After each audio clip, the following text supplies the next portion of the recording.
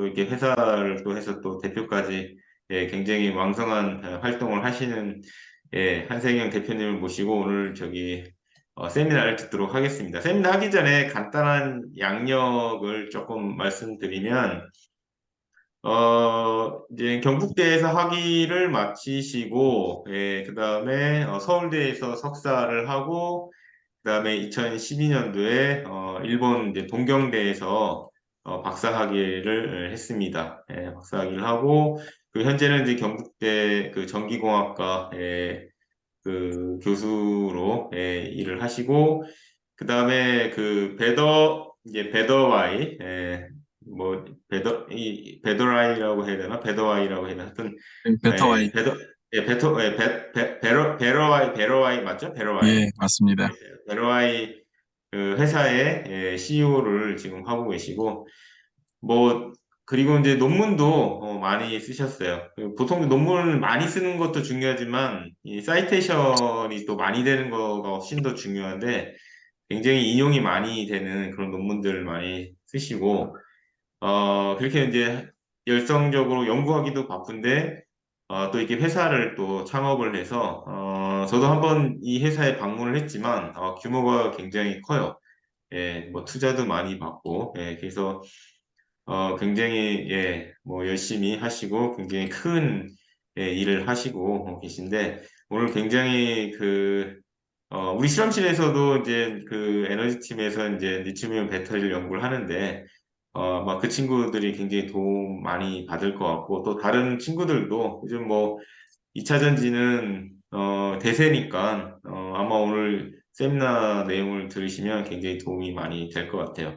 이게 원격지라서 가까이 있으면 이제 박수를 치면 바로 박수 소리가 전달이 될 텐데 좀 아쉽긴 한데 일단 마음으로 아니 거기 이제 실제 뭐 마이크 앞에 있으면 뭐 박수 소리를 좀 전달을 좀 해줬으면 좋겠네요. 네. 고맙습니다. 네, 하여튼 뭐 마이크가 멀리 우리나라. 있어서 박수 소리는 잘 안 들리는데 그러면은 하여간 뭐 자유롭게 뭐 말씀해 주시면 될 것 같습니다. 예. 예, 알겠습니다. 제가 자료 공유하고 바로 시작하도록 할게요. 네.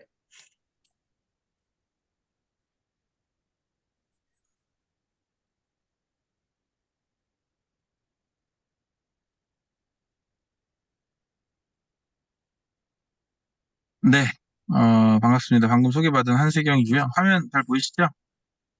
네, 잘 보입니다. 네. 뭐 별건 아닌데 사소한 건데 제가 이제 소개해 주실 때 그 오랜만에 우리 저기 한세 교수님이 그래서 잠깐 착각을 하신 것 같아서 조금 정정을 하면 그 제가 학부를 경북대가 아니고 한양대를 나왔습니다. 아, 죄송합니다. 아마 제가 짐작하는 다른 분이랑 좀 헷갈리신 것 같아서. 아, 현직이 경북대에 있고 네, 학부는 한양대. 아, 죄송합니다. 아닙니다. 예, 아무튼 그렇고요. 예, 지금 뭐 너무 과찬으로 이렇게 너무 과도하게 소개를 잘 해주셨는데, 사실 뭐 그렇게 전 대단한 사람은 아니고요. 그냥 이제 조그만 회사 같이 하고 있고, 연구실에서 한 것들 현업에서 좀 활용할 수 있는 방안들을 같이 이렇게 좀 찾아 나가고, 뭐 그렇게 좀, 그, 어, 치열하게 살고 있습니다. 한 4년 정도 됐고요. 오늘 제가 드리고 싶은 말씀은, 아무래도 이제 제가 그냥 연구만 하는 것보다는 좀 더 이렇게 산업계 오리엔트된 일들을 같이 하고 있다 보니까, 그런 동향이나 이런 이제 트렌드, 그다음에 뭐 기술 자체야 아마 어, 다들 잘 아실 거라서 그런 좀 평소에 접하기 어려운 기술 자체보다는 그런 거 위주로 좀 말씀을 드리는 게 좋을 것 같아요. 그래서 자료는 조금 방대하게 준비가 돼 있는데요. 지금 시간 자체가 1시간 반 정도로 알고 있고 좀 이제 그 일반적인 강연 대비 여기는 좀 플랑크하게 할 수 있을 것 같아서 어, 자유롭게 질문 주시고 말씀하시면 될 것 같습니다. 좀 전에 이제 소개해 주신 대로 저는 지금 경북대학교에서 한 10년차 교수를 하고 있고요. 이제 베터아이라는 회사가 한 4년 정도 돼서 양쪽에 이제 한 20여 명 정도 되는 인원들이 같이 연구 개발을 하고 있습니다. 어, 이제 이 결국 베터아이라는 회사가 하는 일은 이 배터리 진단입니다. 이제 진단 관련 솔루션을 상용화 하는 회사라고 보시면 되고요. 연구실은 이제 여러분들이 하고 있는 것처럼 어떤 기초 성격의 연구들을 하고 있습니다. 다만 근데 저 연구실은 그 베터하이와 좀 이렇게 콜레이션이 되어 있다 보니까, 그, 그냥 연구 자체, 그러니까 연구를 위한 연구라는 표현이 좀 그렇습니다만, 아무튼 연구 자체보다는 좀 더 상용화 쪽에 바이어스가 된 연구의 방점을 좀 찍고 일을 하고 있습니다. 예를 들면, 굉장히 알고리즘적으로 팬시하고, 그 다음에 이제 이게 어떤 특정한 환경에서 굉장히 높은 애큐러시를 보이는 방법론이라 하더라도, 실용적 관점에서 가령 그게 너무 비싸가지고 실용적 관점에서 적용하기 어렵다든가 혹은 이게 일반화시키기가 어렵다든가 하는 이제 그런 종류의 일들은 조금 지양을 하고 있고요. 가능하면 실용화할 수 있으면서 실제 적용할 수 있는 쪽으로. 다만 이제 이게 학교를 같이 하다 보니까 뭐 또 100% 그렇게만 할 수는 없고요.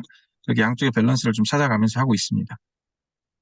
이제 아마 이쪽 주로 제가 듣기로는 한세 교수님 연구실 쪽에 대학원생분들이 그 어디언스인 것 같은데 맞죠?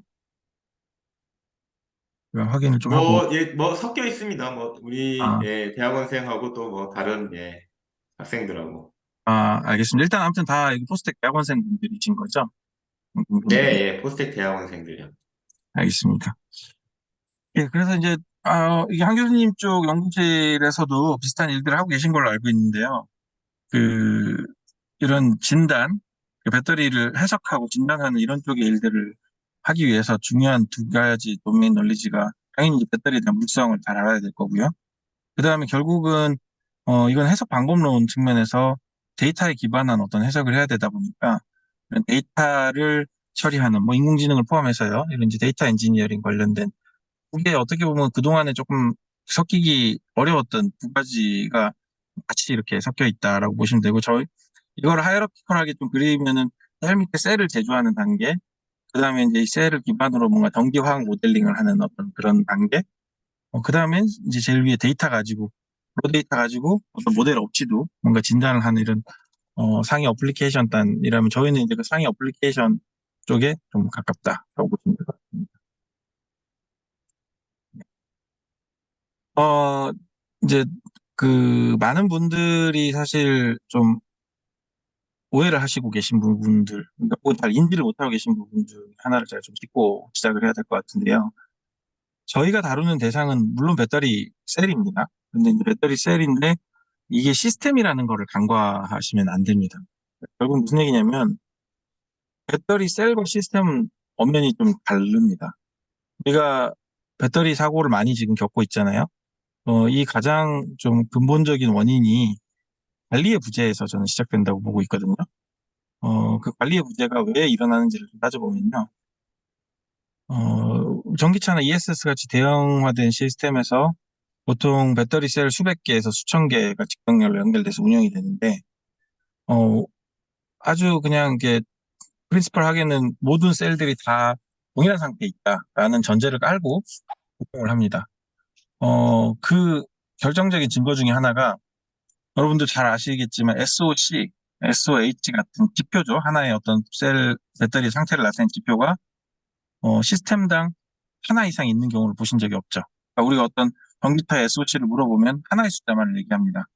SOH를 물어보면 하나의 숫자를 얘기하고요. 그런데 사실은 엄밀하게는 거기는 독립적으로 동작하는 그 수백 개 셀들이 존재하고요. 각각의 그 수치를 가지고 있어야 돼요. 그런데 외부적으로 혹은 관리 포인트 자체도 그렇게 되어 있지 않죠. 우리가 셀 단위 SOC를 측정하는 경우를 보지 못하셨을 거고요. 셀 단위 SOH를 평가하는 경우가 최근에는 조금 이제 움직임이 있습니다만 이제 본격적으로 상용화되어 있는 경우도 못 보셨을 겁니다. 그게 이제 저는 관리 부재의 가장 큰 원인이라고 보고요. 결, 결국 이제 거기서 그 모든 셀들이 동일한 상태에 있다면 대표값 하나 혹은 평균값 하나로 관리를 할 수 있겠지만 근본적으로 그 셀들이 동일한 상태에 있을 수가 없다라는 걸 이 장표에서 말씀을 드리고요. 이게 이제 셀 제조 단계부터 편차가 일어나고 그게 모듈화하는 과정, 그러니까 시스템화하는 과정, 운용하는 과정에서 이 편차들이 계속해서 디벨롭이 더 추가적으로 된다. 그렇기 때문에 이건 아무리 잘 만든다 해도 이 편차는 어쩔 수 없이 존재할 수밖에 없고 특히 그 편차가 단순하게 SOC의 편차가 아닌 어떤 용량의 변화, 그러니까 물리적으로 가역적이지 않은 어떤 편차가 발생하는 거를 좀 구분을 하기 위해서 저희가 꼭 집어서 그걸 이제 비가역적 비균질, IH라는 용어로 좀 정의를 하고 있습니다. 이게 이제 영어로 하면 irreversible heterogeneity 용어로 정의를 하고 있고요. 그래서 이 IH가 발생을 하고 그 이제 어떤 IH는 없을 수는 없어요. 모든 셀들이 다 동일할 수가 없다고 말씀드렸잖아요. 그리고 그게 어느 정도 범위 안에 있으면 상관이 없습니다. 그런데 이제 그게 편차가 심화될 수 있고요. 심화되다 보면 일어나지 말아야 될 일들이 일어나고 그러다가 이제 문제가 생기는 거거든요. 그래서 엄격하게 IH를 인지하고 정도를 관리하는 게 중요하다. 조금 더 이제 구체적으로 소개를 드리자면, 어, 여러분 이제 그 배터리 쪽 하시는 분들은 소위 RTT라고 하는 배터리 용량 되는 퍼포먼스를 아마 많이 하실 거예요. 사이클러의 채널도 많이 있을 거고, 그 사이클러 채널별로 아마 셀들을 용량을 재실 텐데, 채널별로 편차가 있다는 생각을 해보신 적은 아마 제 생각엔 잘 없으실 것 같아요. 경험적으로. 그래서 만약에 10채널짜리 사이클러를 가지고 계시다면 그냥 어느 채널에 물리더라도 동일한 결과가 나온다고 생각하시면 사실 채널별로도 편차가 좀 있고요. 그러면 이제 채널별 편차가 있는 상태에서 셀 간 편차를 인지하기 굉장히 어렵겠죠. 그래서 저희도 이제 예전에 이런 비슷한 거를 본격적으로 하면서 그 채널 간 편차나 이런 거를 아주 엄밀하게 조사하고 인지하고 반영해가지고 이제 셀 용량을 평가하면서 이런 용량의 편차나 어떤 저항의 편차 같은 셀의 제조 단계에서 제조 후에 프레시 셀 상태에서 편차가 얼마나 있는지를 좀 봤습니다. 그랬더니 생각보다 편차가 있어요. 양산 셀, 대기업 셀인데도 불구하고. 그래서 그 편차가 뭐 작게는 한 0.5%에서 많게는 한 1%, 2%까지도 1% 수준 정도까지도 편차가 있었고요. 용량 기준으로. 그리고 이 모듈화되는 과정에서 제일 많이 놓치시는 게 이제 여기인데요. 보통 배터리를 하신다고 하시는 분들 대부분 여기에 머무는 계세요. 그러니까 셀 레벨에서의 어떤 평가, 알고리즘, 뭐 진단 알고리즘이라든지 여러 가지 평가를 하시는데 사실 이제 문제가 심화되는 건 여기서부터입니다. 그래서 여기 셀에서 퀄리티 컨트롤이 잘 돼서 동일한 상태 셀이 올라온다 하더라도 이걸 모듈화하는 과정에서 이런 이제 기구적인 어떤 그 편차가 발생을 하고요. 용접 편차 등등 발생해서 결국 그 편차가 심화됩니다. 즉 이제 셀의 저항이 똑같더라도 격렬화된 셀에서 그 용접부의 저항이 달라버리면은 전류 분배가 다르게 일어나겠죠. 그런 것들이 이제 셀의 어떤 노화를 그 다르게 일으킬 수 있는 요인이 되고요. 운영 단계에서도 그 셀들의 편차가 계속 가속화될 수 있는 조건들이 많습니다. 그냥 냉각도 이제 셀 위치마다 다르고요. 온도 자체도 다를 수밖에 없고요. 그다음에 이제 기구적으로도 이제 압착되는 정도나 어떤 터미널 저항이나 이런 것들이 다릅니다. 그래서 결국은 이런 IH라는 거는 피할 수 없는 현상이고 마치 우리가 아무리 담배 안 피고 술 안 마셔도 폐암 걸릴 수 있듯이 이거는 확률을 줄이는 이런 제조 단계의 퀄리티 컨트롤을 해야 되지만 제로는 할 수 없기 때문에 진단이라는 부분을 함께 가야 된다. 그래서 방금 말씀드린 이제 RH와 IH를 좀 이렇게 구분을 해 놓은 거고요. RH는 리버서블한 헤테로지니티, 가역적인, 그러니까 이제 셀 밸런싱을 통해서 그렇죠. 근데 사실 RH가 발생하는 원인도 IH에 기반하는 경우가 많습니다. RH가 왜 발생하는지를 논리적으로 생각해 보면 동일한 전류가 흐르는데 만약에 배터리의 용량이 완벽하게 똑같고 완벽하게 저항이 같다면 RH가 발생할 수가 없어요. 근데 결연장도 약간씩 다르고요. 그다음에 이제 약간씩의 이제 누설 전류가 있을 수도 있는 거고 또 셀마다 용량이나 이런 것도 약간씩 다르고 발열 상태도 약간씩 다르고 이런 것들이 결국은 이제 SOC 편타를 일으키는 거거든요. 그래서 이제 그럼에도 불구하고 현상적으로 아무튼 음, RH와 IH를 우리가 좀 구분을 하는 게 좋다. 그래야지 왜냐면은 저희가 이제 저도 계속 이런 얘기를 하다 보면 셀의 편차는 BMS가 다 잡는 거 아니야? 셀 밸런싱 하잖아라는 식의 이제 어떻게 보면 좀 어설픈 디펜스들을 많이 하세요. 근데 그게 아니라는 거를 강조하기 위해서 이렇게 좀 예를 들고요. 그건 아까 제가 이제 말씀드린 부분인데, 그 대기업 제조사가 만든 양산 파우치셀을 봤을 때 초기 DCIR이나 용량 같은 경우도 여기 보시면 이제 이 정도 편차가 있습니다. 실제로 이건 아까 말씀드린 굉장히 엄격한 환경을 구현해가지고 저희가 반복 평가를 한 거고요. 그다음에 OCV 초기 OCV 상태도 이렇게 편차가 있고요. 이런 이제 용량 저항 다 이렇게 편차가 조금씩 있습니다.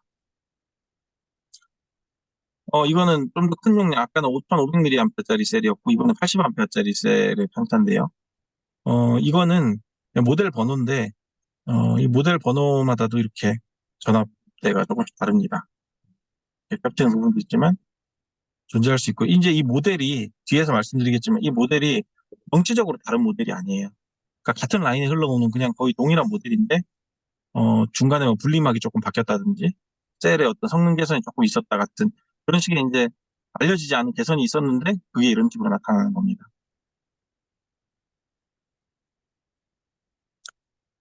결과적으로 이런 셀 간의 편차 IH를 인지하는 게 제일 중요하다고 말씀드렸잖아요. 그렇기 때문에 이게 이런 셀 단위 상태 진단을 하는 게 되게 중요하고요. 그럼 셀 단위 상태 진단은 이제 어떻게 할 거냐 하는 쪽에 방점이 찍히겠죠. 그래서 이제 셀 단위 상태 진단 기술을 어, 뭐 제가 오늘 여기서 그 기술 자체를 좀 말씀드린다기보다 그런 방향성을 좀 말씀을 드리도록 할게요. 문제들을 제기를 하는 걸로 하도록 하겠습니다. 어, 이런 이제 셀 품질 평가를 할 때, 어, 제가 이게 좀 일방적인 강의보다는 지름대업을 좀 하면 좋은데, 혹시 학생분들하고 이렇게 인터랙션이 좀 되나요? 학생분들이 마이크가 수음이 되는지 모르겠네요. 네, 지금 다 듣고 있어요. 네. 아, 그러니까, 네, 제 말씀 들리시나요? 예, 예, 아, 네, 들립니다. 그러면 학생들이 이야기를 할 수 있을 것 같습니다. 아, 예, 예, 예. 자, 그럼 제가 이제 질문을 조금씩 하면서 한번 이렇게 좀 인터랙션을 해봤으면 좋겠는데요. 어, 아마 이제 배터리를 해보신 분들이라면 여러 가지 이런 이제 디펙트 혹은 이제 손상과 관련된 요인들을 세부적으로 이렇게 나눠볼 수 있을 거예요. 뭐 전액 자체가 누액이 될 수도 있고요. 뭐 덴드라이트 같은 부산물이 생길 수도 있고, 매암이 찌그러질 수도 있고요. 뭐 여러 가지 이제 컬렉터 이제 전극 같은 게 파손될 수도 있고요. 여러 가지 부산물들이 나올 수 있습니다. 가스도 나오고요. 그러면 결과적으로 그 결과들을 우리가 어떻게 인지할 거냐?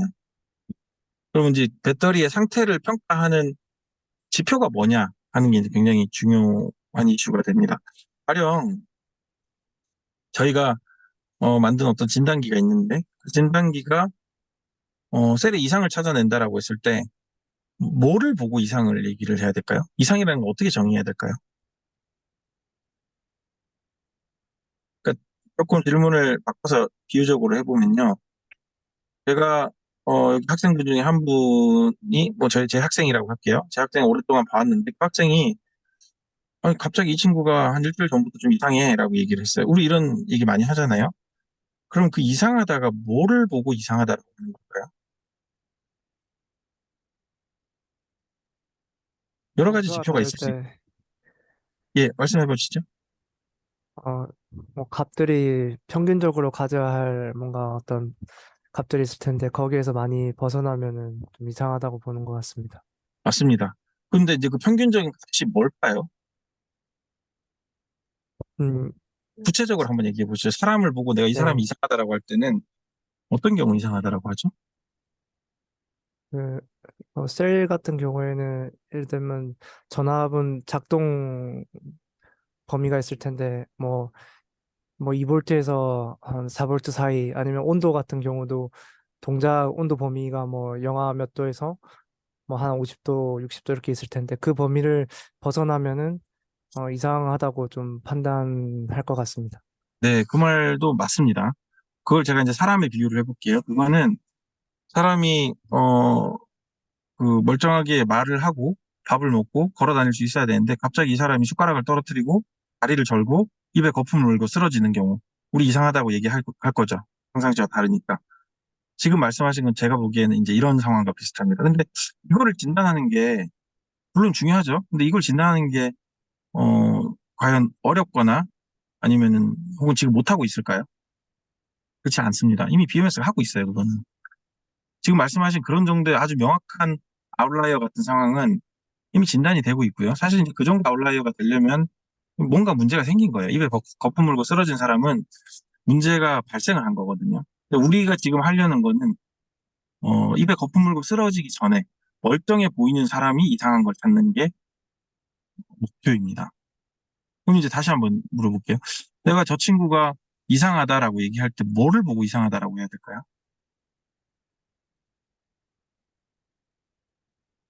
제가 그 친구 요즘 좀 이상한 것 같다라고 했을 때 저 친구가 거품 물고 쓰러진 걸 보고 이상하다고 하진 않잖아요.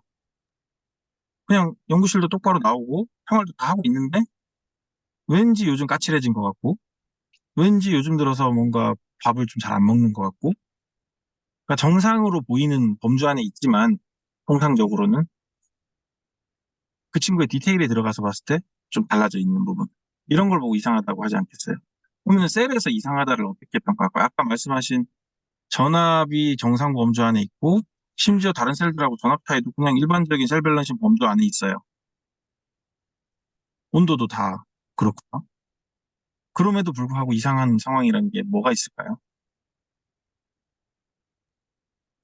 평소와 다른 뭔가 패턴을 보이면 조금 맞습니다. 이상하다고 판단. 맞습니다. 이제 그게 이제 맞는 얘기인데요. 이제 결론이 맞는 얘기지만 굉장히 그게 어렵다는 겁니다. 아까 이제 사람도 정의를 하라고 하면 되게 어려워요. 제가 왜 이상한지를 얘기해봐라고 하면 굉장히 어렵습니다. 까칠하다는 표현도 굉장히 정성적이거든요. 그러니까 뭐 어떤 수치를 가지고 얘기를 해야 되잖아요, 우리는. 근데 그걸 수치화하는 게 굉장히 어렵다는 거예요. 그래서 결국 이 셀 내부에서 발생한 일의 여러 가지 디펙트들, 예를 들면 덴드라이트가 생기면 덴드라이트가 발생하는 것 자체만 가지고 덴드라이트가 조금 달았다고 해서 우리가 인지할 수준의 전압 변화가 생기지 않습니다. 예. 근데 우리는 그걸 알고 싶은 거죠. 그러면 그게 덴드라이트가 생겼다고 해서 우리가 아는 배터리의 대표적인 지표, 용량, 저항 같은 이런 지표들의 어떤 변화가 생길까요? 안 생깁니다, 잘. 그래서 문제라는 거예요. 그래서 이거를 이제 어떻게 찾냐? 기존 BMS는 데이터를 순시적인 값들 위주로 보고 있어요. 그러다 보니까 어떤 패턴 분석을 할 수가 없습니다. 뭐 없다기보다 어렵습니다.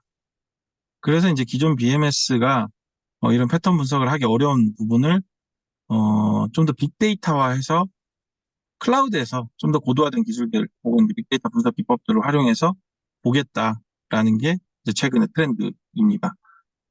아까 제가 비유적으로 얘기한 어떤 사람이 이상한지를 보려면 원래 안 그러던 친구가 오늘 점심을 걸렀어요. 매일 점심을 먹던 친구가. 근데 오늘 하루 점심을 걸른 걸 보고 제가 이상하다라고 단정적으로 얘기할 수 없잖아요. 그렇죠? 그다음에 원래는 얼굴빛이 하얀 친구인데 오늘 아침에 이상하게 눈 밑에 뭐 이렇게 좀 뭐라고 합니까? 그 검은 그런 게 좀 있고 그걸 보고 단정적으로 저 사람 병 걸렸다 이상하다 얘기할 수 없잖아요. 그냥 전날 밤을 샜을 수도 있고요. 그렇죠? 그래서 그거를 어느 정도 높은 확률로 이상하다라고 얘기를 하려면 그 사람의 평소 패턴, 그러니까 어느 정도 이상의 그 롱텀의 평소 패턴에 대한 분석이 필요하고, 그 다음에 그 평소 패턴을 기반으로 해서 이상하다라는 걸 정의할 수 있는, 계량화할 수 있는 것들이 좀 필요합니다. 결국은 빅데이터가 필요하다는 얘기가 돼요. 그래서 이거는 BMS에서 하기 어렵고요. 특히나 이걸 셀 단위로 한다는 건 굉장히 어렵죠. 중간중간에 질문 같은 거 있으시면 이제 얘기 주셔도 됩니다. 어, 셀 단위 전압을, 직렬 단위의 셀 단위 전압을 모든 BMS는 다 재고 있습니다. 그리고 일정 정도의 상한 전압을 넘어가면 컷오프를 시켜요. 그렇게 알고 계시죠? 그러면 과충전이 일어나지 말아야 되잖아요. 근데 왜 과충전이 일어날까요? 여러분들께 의견을 여쭤보겠습니다.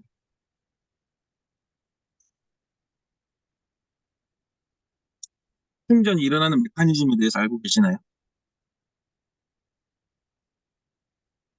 네. 자, 이제 과충전이라는 거는 결국 우리가 하지 말아야 될 전압 이상으로 충전하는 경우가 과충전이죠. 근데 충전을 하는 주체가 누군지를 한번 생각해 보시죠. 전기차 충전 누가 합니까? 충전기가 하죠. 외부에 있는 시스템입니다. 뭐 물론 이제 이제 완속 충전기 같은 경우에는 전원을 공급하고 내부에 있는 내부에 있는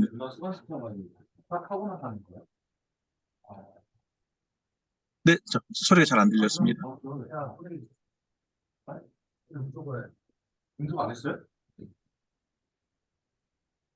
네, 저한테 하신 말씀인가요?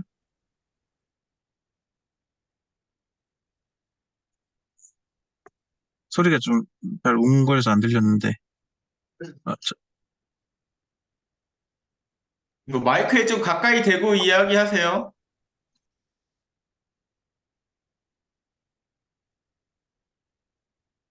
음, 예, 그럼 넘어가겠습니다. 아무튼 외부에 있는 충전기가 충전을 해요. 그러니까 충전하는 주체가 본인이 아니라는 겁니다. 전원을 공급한 주체가. 그런데 이 충전기가 개별 셀 단위의 정보를 받고 있질 않아요. 대부분의 충전기가. 거의 모든 충전기라고 해도 과언이 아니죠. 즉, 얘가 받고 있는 거는 팩 전압이나 SOC 같은 정보만 받고 있어요. 그러면은 가령 SOC가 100을 넘어가면 당연히 충전기가 멈추겠죠. 근데 이제 100이 되는 상황이 SOC를 평가하는 알고리즘이 어떤 평균 팩 전압을 가지고 평가를 한다면 특정셀이 이렇게 올라가고 특정셀을 내려가서 평균적으로 봤을 때 100이라고 얘기할 수도 있겠다. 그럼 그런 상황은 SOC만 가지고 컨트롤 해버리면 과충전 되는 애가 생길 수 있습니다. 이제 여기까지 얘기를 하면 어떤 분들이 이제 이렇게 얘기하세요. BMS가 셀 전압 다 보고 있고, BMS가 각 셀별로 전압이, 과충전 전압이 되면 멈춥니다라고 얘기를 하세요들. 근데 이제 사실상 그렇지가 않습니다. 그러니까 BMS가, 셀 전압이 일정 전압이 됐을 때 딱 멈추게 하는 경우도 있지만, 대부분의 BMS는 약간 그 범위가 마진 폭이 실제 내가 원하는 충전치보다 조금 더 위에 있는 경우가 많습니다. 무슨 얘기냐면 전류가 흐르는 상황에서 BMS가 직접적으로 전류를 차단하는 거는 굉장히 해로워요.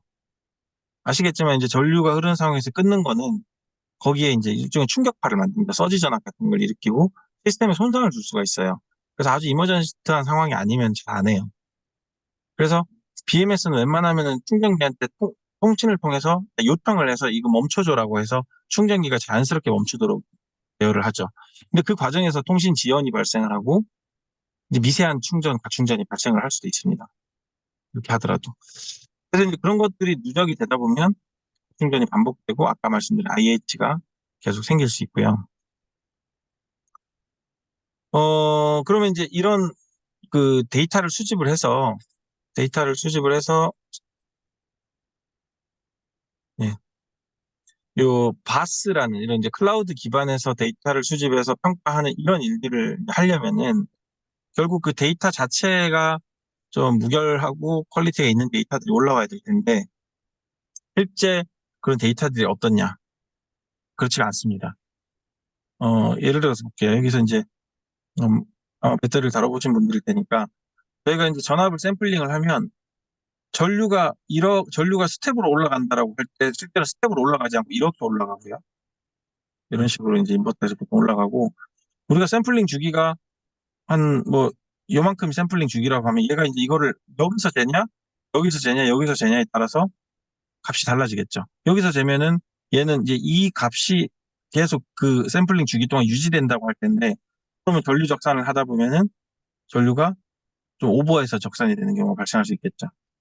그다음에 전압도 우리가 여기서 재고 그다음에 이제 잰 인터벌이 한 요 정도 있다고 하면은 이 전류 스텝에 대해서 전압이 이만큼 바뀌었어라는 걸 판단을 해야 되는데 실제로 얘가 두 샘플 간의 어떤 샘플을 가지고 전압 변화를 판단을 해버리면 운이 좋아서 이렇게 딱 센싱을 하면은 얘가 이제 요만큼의 델타 V가 되겠지만 운이 나빠서 여기와 여기를 재면 얘는 델타 V가 0이 될 수도 있어요. 델타 I는 이만큼인데 그 델타 I도 여기서 재고 여기서 재냐 아니면 여기서 재고 여기서 재냐 이런 거에 따라서 혹은 중간에서 재냐에 따라서 다를 수 있고요. 그래서 실제로 저항은 전압과 전류의 비잖아요. 그게 보면 음수가 나오기도 합니다. 그래서 그런 로 데이터 자체가 가지는 어떤 문제점들을 인식하고 처리를 잘 하는 게 되게 중요하고요. 또 센서 자체가 가지는 이런 편타, 오타들이 생각보다 많이 있습니다. 그래서 데이터를 수집하는 과정에서 생기는 통신 지연도 문제가 되고요. 그다음에 이렇게 미싱되는 경우도 있고요. 그러니까 말씀드린 통신 지연 같은 것도 문제가 되고 해서 센서가 가진 어떤 편향, 그다음에 통신 지연 뭐 이런 것들이 다 종합적으로 나타나서 실제 우리가 뭔가 모델을 아무리 잘 만들어도 그 모델이 워킹을 잘 못하는 경우가 많습니다. 이거 이제 저희가 실제 코나라는 전기차의 셀을 수집해서 저항을 구한 저항 분포인데요. 보시면 얘는 저항 분포의 평균치가 음수 쪽으로 튀어져 있습니다. 1번 셀 쪽은. 그다음에 뭐 이거는 이제 0을 중심으로 비교적 돼 있죠. 그러니까 셀 위치마다도 틀리고요. 이게 위치마다 어떤 이제 그 수집 과정에서 생기는 바이어스성 편향이 이제 바이어스가 발생을 하게 되면 이런 식으로 그 동일한 상태에 있는 셀임에도 불구하고 다른 결과가 나타나기도 하고요. 이건 좀 상세한 결과 로 데이터인데 이렇게 깍두기가 나타나죠 일단 레졸루션 문제 같은 것 때문에. 그럼 전류가 이런 데는 보시면 전류가 바뀌었어요. 전류가 거의 안 바뀌었는데도 전압이 이만큼 바뀌죠. 그다음에 이런 데는 전류가, 여기 보시면은 전류가 올라갔는데도 불구하고 전압은 오히려 떨어집니다. 이렇게 보면 음수의 저항이 나오게 되겠죠. 이런 것들이 아까 말씀드린 타이밍 지터, 그러니까 그 어떤 시차, 그 다음에 편향, 뭐 미싱 데이터 이런 것들이 다 종합돼서 나오는 결과물이고요. 이런 편향이 단순하게 전류 전압 사이에만 있는 게 아니고 전압 간에도 있습니다. 우리는 직렬로 연결된 그 셀들은 동일하게 전류가 흐른다고 생각하지만 실제로 센싱을 하는 타이밍은 동일하지가 않아요. 그러다 보니까 한 전류 변화에 대해서 전압 변화가 다른 게 그 물성적 변화 때문에, 물성적 차이 때문에 그런 게 아니라 그냥 센싱 포인트 때문에, 센싱 타이밍 때문에 그런 경우도 많이 있습니다. 그래서 그런 던터리와 다양한 이제 로직들을 동작시켜서 이런 진단을 하는 서비스를 클라우드에서 이제 하는 서비스를 애저 서비스라고 하잖아요. 기존에 BMS가 하기 어려운 이런 이제 정밀 진단을 클라우드에서 한다라고 해서 바스라고 부르고요.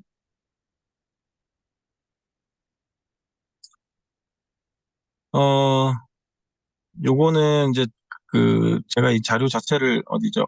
그 제조사에서 조금 강의를 하던 자료를 활용을 하다 보니까 이런 내용들이 좀 같이 포함이 되어 있는데, 이 제조사 관점에서는, 시스템 제조사 관점에서는 내가 이제 그 시스템을 제조할 때 어느 정도의 타겟 전압과 타겟 용량이 있는지를 알아야 되고, 이제 셀의 어떤 개원에 따라서 이제 그런 게 다르게 설계가 돼야 된다라는 얘기를 하는 겁니다.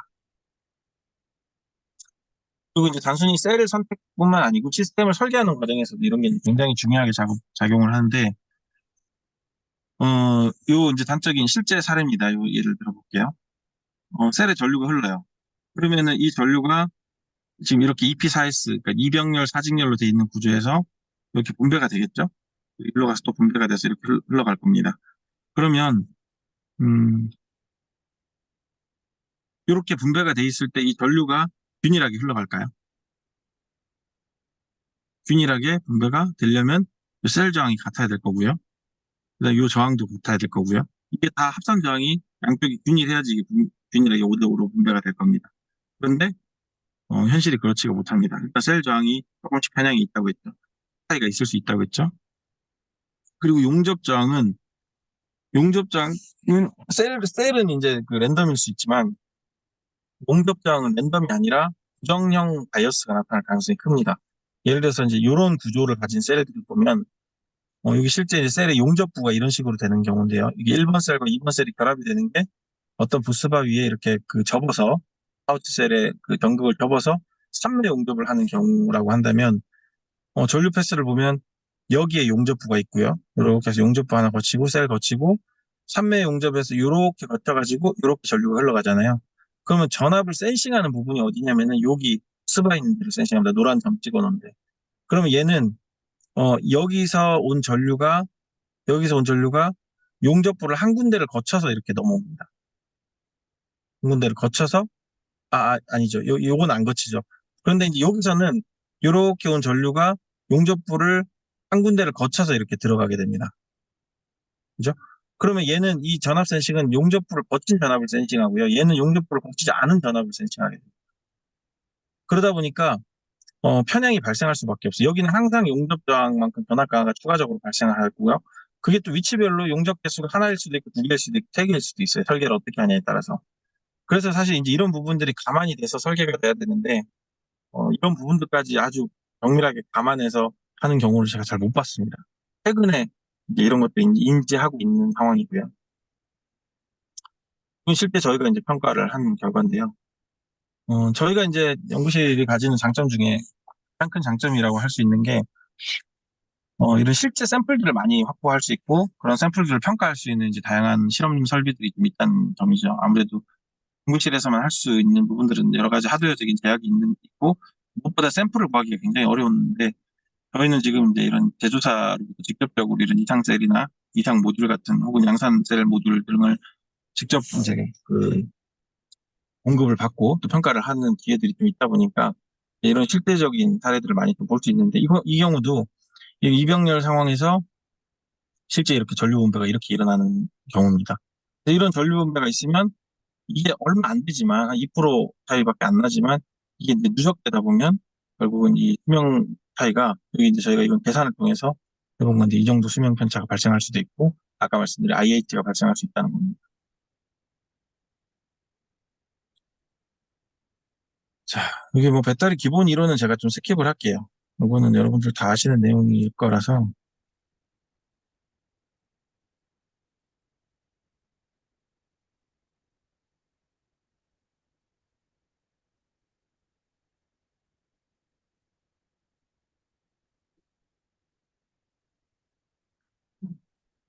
진단 쪽 관련된 얘기를 좀 하겠습니다. 어, 보통 이제 진단을 하면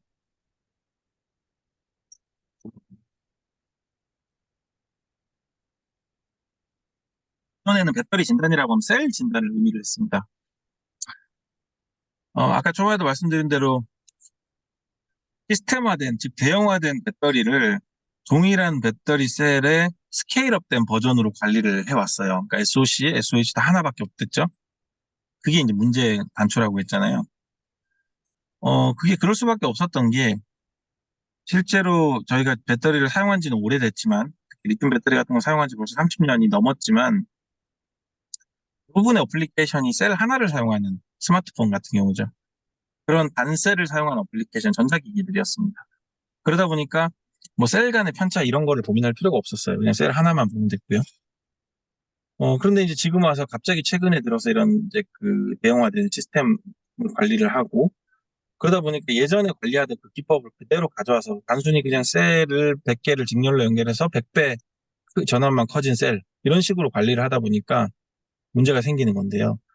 이 셀 단위의 관리는 벌써 몇십 년 동안 해오고 있었고 그동안에 이제 가장 전통적으로 많이 하는 관리 기법이 교류 임피던스 기반의 진단이었습니다. 제조사가 특히 셀을 제조하고 나서 이게 이제 양품이 이제 어떤 기준치가 만족되는지 안 만족한지를 판단하는 가장 많이 보는 근거 중에 하나가 교류 임피던스를 측정하는 겁니다. 그래서 보통 ACIR이라고 하는데요.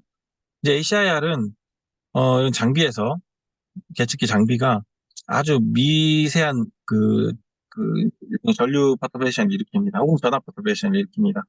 그리고 이제 그거에 만약에 전압을 흔들었으면 전류의 리스판스를 보고요. 전류를 흔들었으면 전압의 리스판스를 봅니다. 그래서 이제 결국은 그게 교류다 보니까 이런 식으로 나이키스트 선도를 그려서 주파수별로 그 입력 흔든 주파수가 1000Hz냐 100Hz냐 이런 거별로 여러 가지 샘플을 얻어서 이런 거를 그려볼 수 있는 기회가 생깁니다.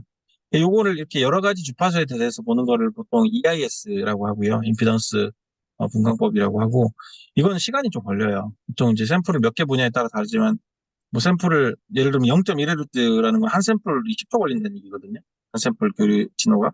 그렇기 때문에 이게 뭐 짧게는 1분, 뭐 길게는 한 2, 3분까지도 걸려서 모든 셀을 전수 검사하기는 쉽지 않습니다. 이건 상용화 레벨에서는 아직은 본격적으로 못 쓰고 있고 보통은 한 주파수 1000Hz 정도는 한 주파수만 결과를 보는 ACIR 기법을 쓰고 있습니다. 근데 이제 이 ACIR이 가지는 가장 큰 문제가 장점은 뭐 이렇게 그 계측기로 하기 때문에 간편하게 할 수 있다라는 점이 있는 반면에요.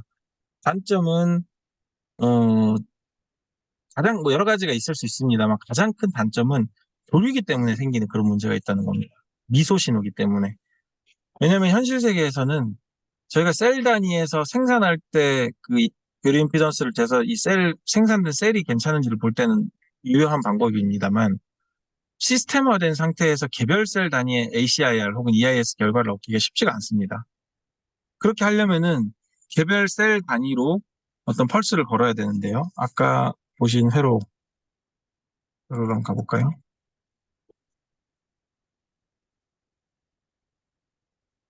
이 회로에서 내가 이 셀의 어떤 임피던스를, 교류 임피던스를 보고 싶다면은 요 자리에 이제 걸어야겠죠? 걸어야 되는데 얘는 이미 주변에 다양한 기구물이나 어떤 금속물들이 있기 때문에, 어, 그 금속물들의 기생 성분들의 영향을 받습니다. 교류다 보니까. 마치 우리가 왜 TV 잘 안 나올 때 안테나 이렇게 방향 바꾸고 아니면 옆에 뭘 갖다 놓으면 더 잘 되고 더 안 되고 하는 것과 비슷한 맥락이라고 보시면 돼요. 전파도 교류잖아요. 그래서 이제 이런 것들 때문에 워낙에 미세한 교류 신호에 대한 응답을 보는 거라서 그런 주변 기생 성분들, 기생 캐패시턴스나 이런 것들이 주는 영향이 상당히 심대해가지고 의미 있는 결과를 얻기가 어려운 경우가 많습니다. 모듈화된 단계에서는. 그래서 이제 셀 단계에서만 여전 좀 활용을 하고 있고, 모듈화 단계에서는 셀 단위의 어떤 그 교류 임피던스 평가는 잘 안 하고 있습니다. 주로 이제 교류 임피던스를 모듈화나 스택 단계에서 한다는 거는 시스템 전체 레벨에서 하는 경우를 하고 있습니다.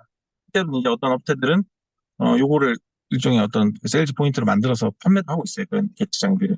예를 들어서 전기차 배터리 팩을 하나의 큰 셀로 보고 EIS나 ACIR을 하려면 그 이 장비가 그 전압을 견딜 수 있는 장비여야 되잖아요. 그러니까 셀 하나를 가지고 EIS를 한다면 그 셀의 전압이 뭐 최대 해봐야 5V 언더니까 5V 안쪽에서 그런 퍼터베이션을 일으킬 수 있으면 되지만 전기차 팩 단위로 이걸 하겠다면 한 1000V를 할 수 있는 시스템이어야 되거든요. 그래서 이제 물론 하드웨어적인 챌린징한 요소들이 있죠.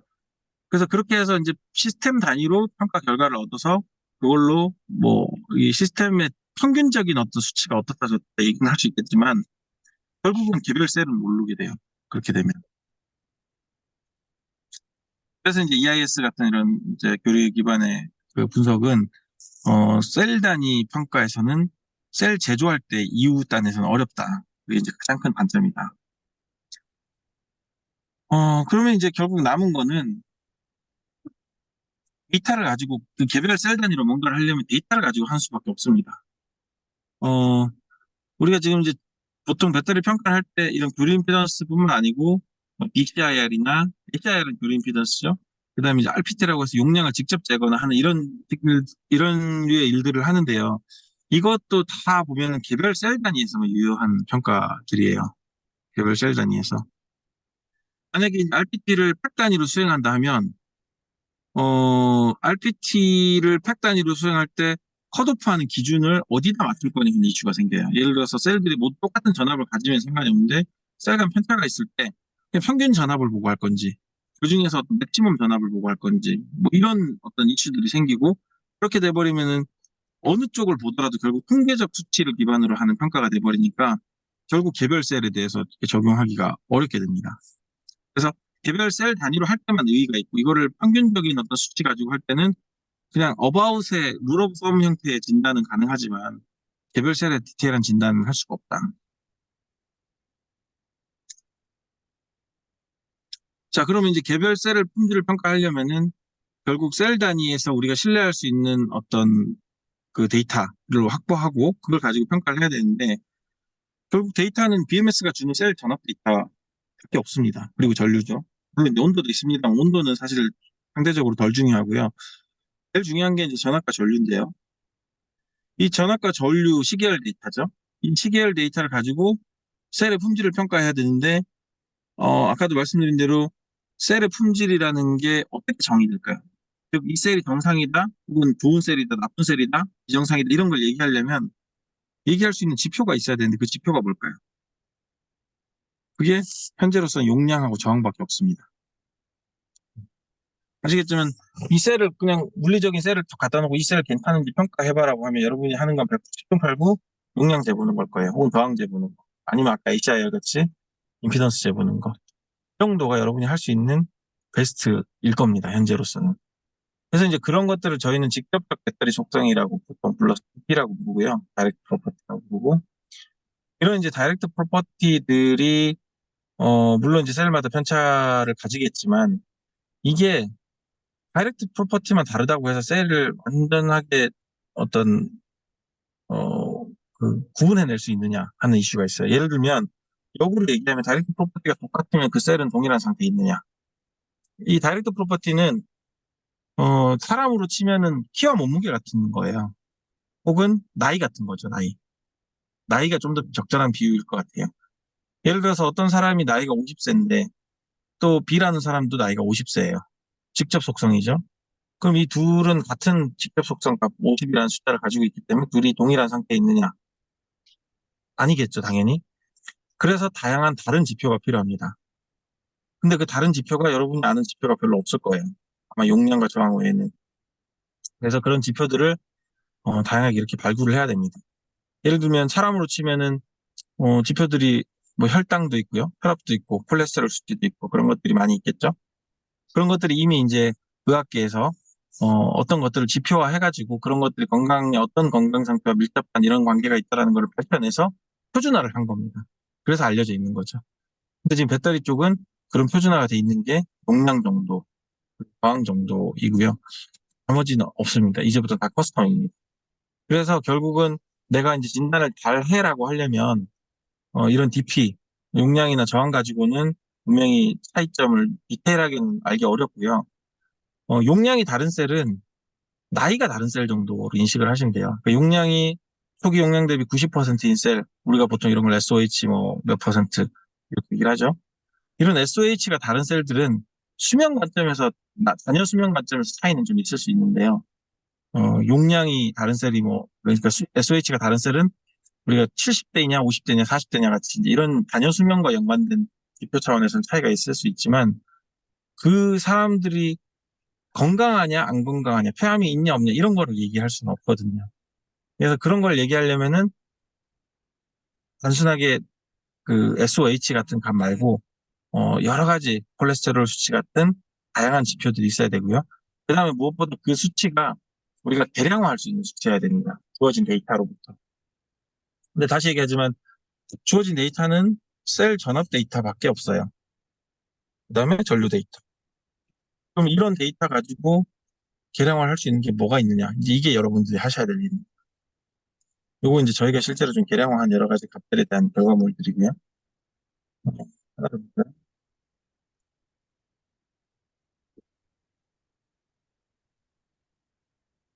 제가 이제 이름을 붙인 겁니다. DRA라고 이름을 붙였고, 근데 저희가 정의한 수치니까 단위도 당연히 이제 저희만 아는 단위겠죠. 이 수치의 절대값은 그래서 큰 의미는 없습니다. 그러면 이게 수치가 다르면 이 사람이 어떻게 다른 거야라는 거를 우리 계량화를 해야 되기 때문에 알고 있는 어떤 수치와 코릴레이션을 맺어야 됩니다. 근데 말씀드렸다시피 알고 있는 수치는 용량하고 저항밖에 없어요. 우리가 표준적으로 얘기할 수 있는 게. 그래서 이제 용량과 상관관계를 만들어 봤습니다. 그랬더니 요런 이제 상관관계가 양의 상관관계가 있고요.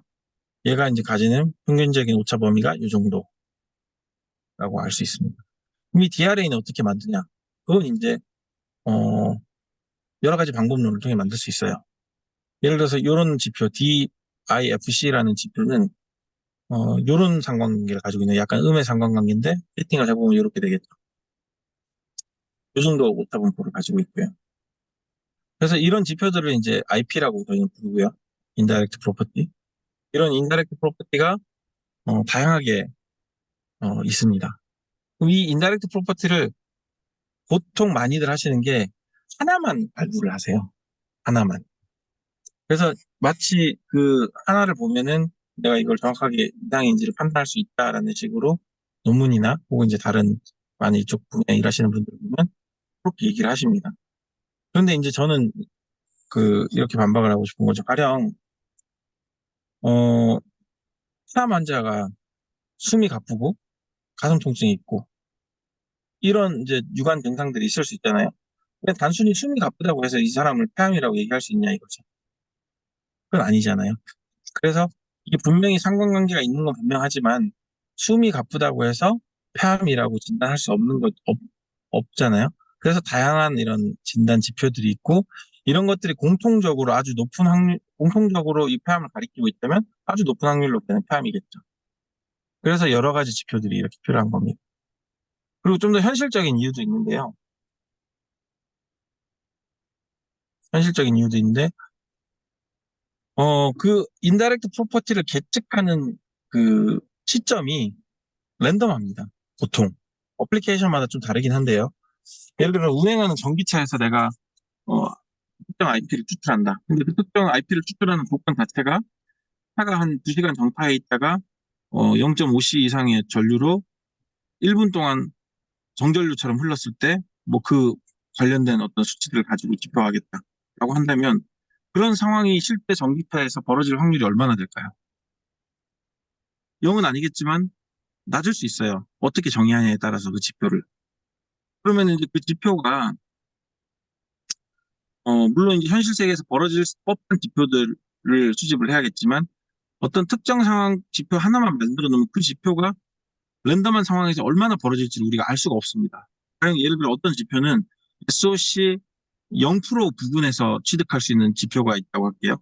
그러면은 상황에 따라서 차가 방전돼서 완전히 바닥에서 서버리는 상황까지 가는 경우도 가끔 있을 수 있지만 대부분의 차는 안 갈 거거든요. 그러면 그 지표는 취득을 하기 굉장히 어렵겠죠. 그래서 이제 그런 지표들을 다양한 조건에서 많이 만들어 놓고 또 어플리케이션별로도 그 운전 형태가 다르기 때문에 그에 맞게끔 활용할 수 있게끔 꾸며놔야 됩니다. 그리고 이제 그 지표를 하나만 보는 게 아니고 이렇게 멀티플하게 볼 수 있는 로직들도 만들어 놔야 되고요. 실제로도 저희가 이제 IP 하나 가지고 했을 때 아까 에러 그 용량을 추정한다고 했을 때 에러 분포가 이렇게 된다면 두 가지 IP를 종합해서 볼 때는 에러 분포가 이렇게 더 줄어들게 됩니다.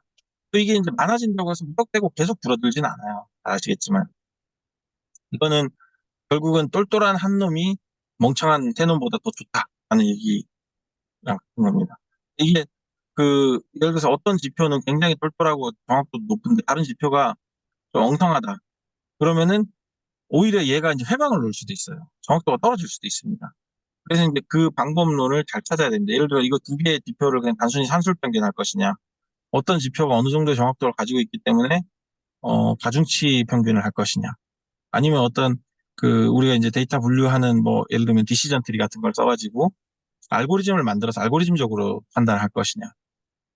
그래서 그런 여러 가지 이제 기법들을 이렇게 좀 사용을 해야 되고요. 질문해도 되겠습니까? 네네.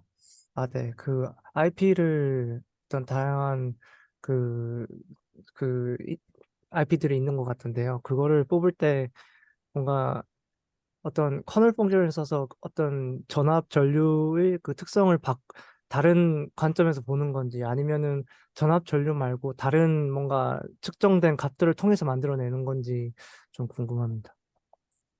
로 데이터는 전압 전류밖에 없어요. 전압 전류밖에 없고요. 예를 들어서 여기 IP8이라고 해놨는데요. 이 전압 데이터잖아요. 예를 들어 이 전압 데이터가 있으면 이 전압 데이터를 기반으로 등가 회로를 만들어요. 이거 뭐 많이 보셨죠, 이런 거. 이라고 하는. 이런 이제 전기 등가 회로 모델을 만들어서 파라미터를 추출을 합니다. 파라미터 에스티메이션 하는 거죠. 그래서 이 파라미터 에스티메이션 된 게 어느 정도 신뢰성 있는, 그러니까 막 들쭉날쭉 해버리면 안 되고 일정 수준 이상의 신뢰성을 가진다라고 하면 내가 여기서 이 파라미터 값을 IP로 사용할게라고 할 수도 있겠죠. 아, 그리고 이 값이 용량과 어떤 상관관계가 있는지를 살펴볼 수도 있겠죠. 그래서 그런 식으로 정의를 할 수 있습니다. 그러니까 이거는 하나의 예시이기 때문에 예를 들어서 모델화 시켜서 모델 파라미터를 IP화하는 거고요. 뭐 어떤 경우는 심플하게 그냥 시계열 데이터 자체를 그냥 IP화 할 수도 있고요. 뭐 이건 하나의 또 다른 예시인데 실제 저희가 사용도 하는 건데요. 예를 들어서 이제 어떤 오토인코더라는 이 기계학습 기법입니다. 그건 이제 병목 현상을 일으켜서 일부러 얘가 이제 재현을 했을 때 그 재현이 잘 되는 식으로 이렇게 학습을 시키는 건데요. 이렇게 하면 얘가 그 배터리가 가진 어떤 피처 값들을 어, 그러니까 배터리의 현상을 잘 재현할 수 있는 주요한 피처 값들을 캐치를 합니다. 이렇게 하면은 어, 이제 이럴 수 있는 거예요. 가령 음, 이게 이제 입력값이 시계열 데이터일 수도 있고, 그 다음에, 우리가 이제 IP화 시켜놓은 이런 값들일 수도 있는데, 이런 값들을 입력으로 넣고, 그 다음 병목 현상을 일으키고, 이거를 똑같이 재현하라고 합니다. 그럼 얘가 이제 정상적인 배터리의 그 시계열 데이터들이 들어가면, 일반적인 운행 상황에서의 시계열 데이터들이 들어가면, 얘가 이제 대부분의 시간 혹은 대부분의 셀은 다 거의 100%다 정상적인 상황이었을 거기 때문에 만약에 이제 이상한 셀들이 나타나기 시작하면은 그 이상한 셀에 대해서는 재현을 잘 못할 수가 있어요. 이걸 이제 비유적으로 얘기를 하자면 혹시 아이겐 페이스라고 들어보셨는지 모르겠는데 그 얼굴을 인식할 때 사람의 얼굴을 인식을 하는 알고리즘을 만들어서 그러니까 사람의 사진을 찍어가지고 여러 사람의 얼굴을 차원 축소를 합니다. 이미지를. 그래서 차원 축소를 해가지고 거기서 이제 일종의 PCA라고 들어보셨죠? 주성분 분석 같은 거. 그래서 이 주성분 분석 같은 걸 해서 가장 정보의 분산이 넓은 축을 찾아내고요. 그 다음에 이제 그 대표 사진을 어, 제일 정보량이 많은 한 두세 개 정도의 대표값만 찾아서 이거를 잘 조합해서 사람을 재현하는 이런 이제 알고리즘을 만든 거예요. 예를 들어서 원래 사진이 가지고 있는 차원이 뭐 1000차원이다. 그 1000개의 픽셀로 구성된 이미지다 그러면 원래 1000개 점이 있어야지 이 사람을 제대로 100% 표현할 수 있잖아요. 근데 이거를 차원 축소를 해서 한 3차원 정도로 다운 사이징을 하고요. 그 다음에 다시 이걸 가지고 원래대로 재현을 하려고 해보는 거예요. 그럼 그렇게 하다 보면은 얘가 이게 원래대로 재현을 잘 하기 위해서는 신경망이 어떻게 학습이 돼야지 이게 이 정상적인 사람들을 잘 표현한지가 학습이 됩니다. 그런데 그렇게 학습을 했기 때문에 사람 데이터를 넣으면 비교적 에러는 있겠지만 어느 정도 사람을 구분할 수 있게 얘가 데이터를 줘요. 근데 만약에 여기다가 엉뚱하게 사람 데이터가 아니고 그 호랑이 얼굴을 집어넣어 버리면 얘가 호랑이 얼굴을 본 적이 없잖아요. 얘는 사람에 특화돼서 이게 학습이 됐기 때문에 호랑이를 재구현을 하려다 보니까 잘 못합니다. 에러 값이 커져요. 그러면 그 에러를 하나의 우리가 지표화할 수도 있는 거예요. 우리가 아까 전에 제가 초기에 얘가 원래 안 이러던 애인데 왜 이러지라는 거랑 비슷한 비유라고 보시면 돼요. 왜 얘가 갑자기 최근 들어서 안 하던 행동을 하지? 같은 느낌의 지표가 하나 생기는 거죠. 그래서 이런 것도 하나의 IP가 될 수 있다라는 겁니다. 감사합니다. 그러면 이제 이런 류의 데이터들을 받아가지고 평가를 해야 되잖아요. 여기 계신 분들은 다 이제 연구를 하시는 분들이니까 엑셀로 평가하고 매틀랩으로 하고 파이썬으로 하면 돼요. 그렇게 해서 알고리즘 잘 설계하고 논문 쓰면 됩니다. 그런데 이제 이거를 상업적 관점에서 진행을 할 때는 예를 들어서 여러분들이 되게 이 데이터를 전기차 데이터를 한 1년치 데이터를 주고 이거 분석해가지고 몇 번 셀이 이상한지를 찾아주세요. 혹은 이상이 없는지 있는지를 찾아주세요라고 하면 분석하는데 시간이 얼마나 걸릴까요? 1시간 만에 할 수 있을까요? 못할 겁니다, 아마. 일단 엑셀로 열어보지도 못할 거예요. 데이터가 너무 방대해서. 이거를 보통 우리가 뭐 한 3초에 한 번 정도 샘플링을 하거든요, 지금 현재. 저희가 전기차 샘플링을. 그러면은 1년 동안 데이터하면은 그 3초짜리 샘플 데이터가 셀 200개에 대해서 얼마나 많은지 한번 상상이 되시죠? 그렇기 때문에 그거를 들여다본다는 것 자체도 굉장히 힘든 일이고요. 그래프 하나 그리는 것도 굉장히 쉽지 않은 일입니다. 이거는 이제 또 툴을 써가지고 제가 프로그램을 만들어서 분석을 할 수 있어야 되고요. 그거를 이제 사람이 개입을 해서 분석을 해버리면 비용이 당연히 굉장히 올라갑니다. 그런데 이제 이걸 실용적 관점에서 여러분이 논문 쓰고 많은 거면 상관이 없어요. 그렇게 해도 여러분이 한 달을 들이든 뭐 6개월을 들이든 분석해서 방법론 잘 디자인하고 잘 된다는 거 보이고 논문 쓰면 되지만 상업적으로 이걸 진단할 때는 그 상업적인 대상이 수용할 수 있는 자격 범위 내에서 이걸 디자인할 수 있어야 됩니다. 진단할 수 있어야 돼요. 예를 들어서 뒤에서 이제 제가 보여드릴 텐데 저희가 지금 출시한 이제 전기차를 진단하는 솔루션이 있습니다. 이 구동 모델입니다. 전기차가 보통 한 뭐 4천만 원, 5천만 원, 뭐 비싼 건 1억도 넘어가고 하는데 3만 원짜리 전기차는 없거든요, 지금. 국내에는 적어도. 그러면 몇 천만 원짜리 전기차를 타기 때문에 한 달에 내가 한 10,000원 정도 내는 거는 수용할 수 있을 거예요, 아마. 근데 여러분이 타시는 킥보드 얼마 정도 하죠? 싼 건 한 2, 30만 원, 비싸도 한 뭐 100만 원 안쪽이죠. 한 2, 30만 원짜리 킥보드를 진단하겠다고 월 10,000원씩 내라고 하면은 하실까요? 잘 안 하실 겁니다. 그런 거랑 비슷하다고 보시면 돼요. 그래서 어플리케이션이 수용할 수 있는 수준에 맞게끔 비용화를 해야 되고 실제 이런 빅데이터를 분석하고 저장하고 게더링 하는데 드는 비용을 그 비용 안에 수용할 수 있어야 되기 때문에 이런 거를 자동화하고 그다음에 여러 가지 IP 중에 그 해당 어플리케이션의 수준에 맞는 결과를 내면서 비용을 조절할 수 있는 이런 메커니즘이 있어야 됩니다. 즉 그런 이제 전용 어떤 플랫폼이 있어야 됩니다. 그래서 이제 저희가 아까 말씀드린 회사는 이런 플랫폼을 개발하고 운영하는 쪽에 좀 방점이 찍혀 있고요. 그럼 거기에 다양한 서비스가 있겠죠? 이 서비스는 들어온 로 데이터를 뭐 전처리도 하고요. 그다음에 그 전처리된 데이터를 가지고 여러 가지 지표화, 아까 IP화하는 뭐 그런 일들을 할 거고요. 그래서 이걸 셀 단위로 또 평가를 하고 그 결과를 해석해서 다시 뭐 알람을 띄우거나 하는 이런 일들을 합니다. 그래서 이런 것들이 비용이 굉장히 저렴해야 됩니다.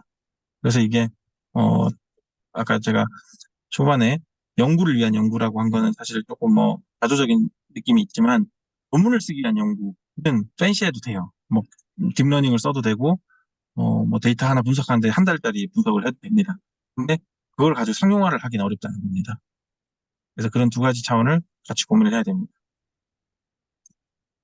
이것도 하나의 대표적인 그런 사례 중에 하나인데 이거 실제 저희가 그 저기 전기차 팩 제조사에 납품한 진단기고요. 얘는 셀 진단기예요. 그럼 셀 진단기를 이 제조사 입장에서는 모든 셀에 대해서 전수 검사를 하고 싶을 거 아닙니까? 못합니다. 이쪽으로. 왜냐면 이 셀 진단기가 이 16채널이 있는데요. 여기 2개씩해서 8개 트레이가 있습니다. 얘는 이거 한 번 트레이당 한 번 돌리는데 진단하는데 보통 여기서 제가 기억하기로 한 200초 정도 걸립니다. 그러면은 이거 200초 동안 돌려가지고 병렬로 하더라도 16개인데 이 사람들이 생산하는 셀 어떤 모듈의 속도가 그거하고는 터무니없이 비교도 안 될 정도로 많거든요. 그래서 전수조사를 할 수가 없어요. 그러면은 이거는 샘, 결과적으로 시간 때문에 전수용으로 들어가는 게 아니고 저기 샘플 검사기 형태로 들어갈 수밖에 없습니다. 주기적인 샘플링을 통해서 검사를 하는 거죠. 실제 검사를 하면 이제 이런 화면이 나오고요. 거기서 어떤 다른 셀들의 정상적인 레퍼런스 셀들의 분포가 이럴 때 대상 검사 셀은 이렇다. 여러 IP를 봤을 때 얘는 뭐 어떻다라는 얘기를 하는 겁니다. 이게 이제 저희가 가진 장점 중에 하나일 텐데요. 이런 이제 불량 셀들을 확보를 할 수 있습니다. 이것도 실제 저희가 확보한 불량 셀이었고요. 이거 의뢰를 받은 겁니다. 5개의 이렇게 눌림이나 찍힘이 있는 셀들을 받았고요. 이거와 비교하기 위해서 이런 게 없는 정상 셀 5개를 파우치 셀을 받아서 이제 저희 나름의 방식대로 평가를 해서 2가지 IP 가지고 본 거고요. 그랬을 때 1번에서 5번이 이제 얘들인데요. 그 3번만 빼고 나머지가 다른 정상셀과 다 구분이 되는 것을 확인할 수 있습니다. 즉 3번은 정상셀처럼 보이는데 3번은 여기 귀퉁이에 이게 그 측면 쪽에 측면에 찍힘이 있는데 요거는 실제 어떤 무성적 변화를 일으키지 않은 걸로 판단을 하고 있고요. 아까 제가 이제 교류 임피던스 방식 그 진단 계측기라고 했는데 그 계측기가 그 중에서도 여러 주파수를 같이 보는 EIS라는 방식이 가장 정밀도가 높다라고 알려져 있고요. 실제 저희가 이제 비교 평가를 위해서 이런 EIS 히옵기사의 가장 이제 고급 모델을 구매를 해서 1,000만 원이 넘는 모델입니다. 그걸 가지고 평가를 해봤어요. 똑같은 거를. 그래서 이제 1번에서 5번이 노란색이고, 녹색이 6번에서 10번입니다. 분이 나요? 뭔가 되는 듯 안 되는 듯 하죠.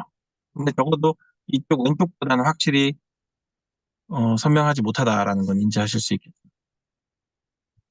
그래서 이거는 단셀 레벨에서 이렇게 했는데도 불구하고 사실 저희가 이제 상식적으로, 그러니까 직관적으로 알고 있기로는 EIS 같은 진단 장비가 굉장히 정밀도가 높다.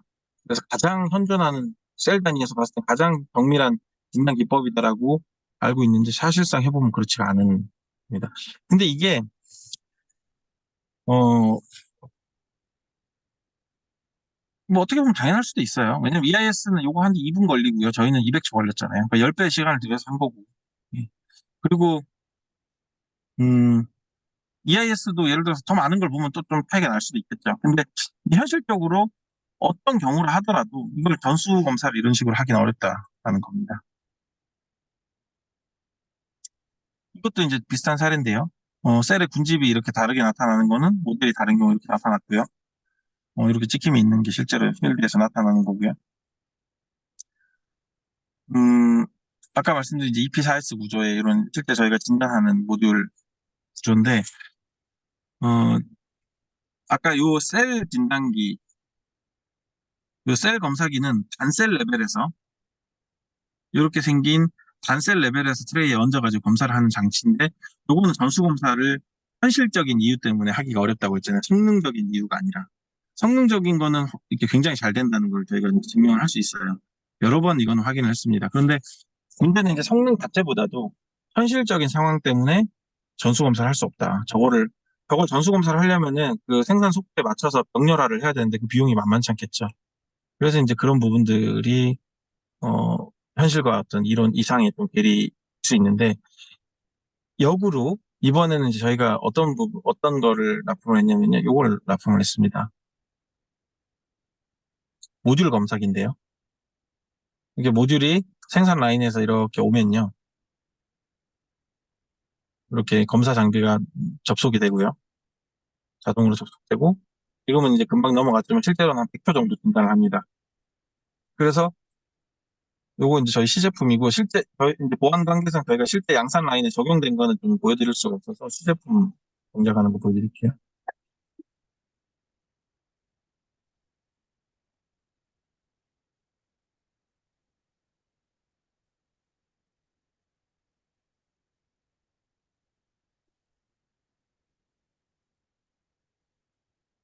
이렇게 이제 컨택에서 압착을 하고요. 고전류를 흘릴 수 있게끔.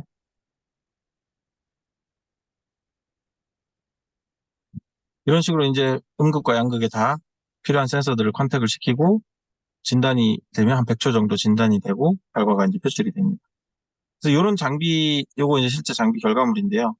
이 장비의 장점은 음, 이 지금 대상 셀, 요건 지금 샘플 모듈이지만 여기서 지금 대상 모듈로 보는 게 아까 요 모듈이에요. AX라고 하는 모듈인데 요게 셀이 8개 있습니다. 80A짜리 셀이 8개가 그 EP4S 구조로 이렇게 이런 회로를 구성을 하고 있고 요 모듈이 오면 아까 보신 그 검사 장비가 딱 물려가지고 100초 동안 뭔가 진단을 하고 진단 결과가 어떻게 나오냐면 셀 단위로 다 나옵니다. 개별 셀 단위로.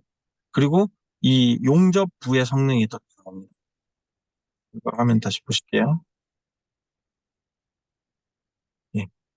요게 지금 이제 메인 화면인데 검사를 한 결과가 이렇게 나옵니다. 2번 화면처럼. 2번 화면을 확대를 해서 한번 보면 셀 품질 평가를 해서 8개 셀에 대해서 각 등급이 나오고요. 그 이제 클릭해서 들어가면 이제 셀별 등급이 또 상세하게 나옵니다. 그 다음에 이제 용접 품질 평가가 16군데 용접 부위가 있는데 그게 이제 평가가 이렇게 됩니다.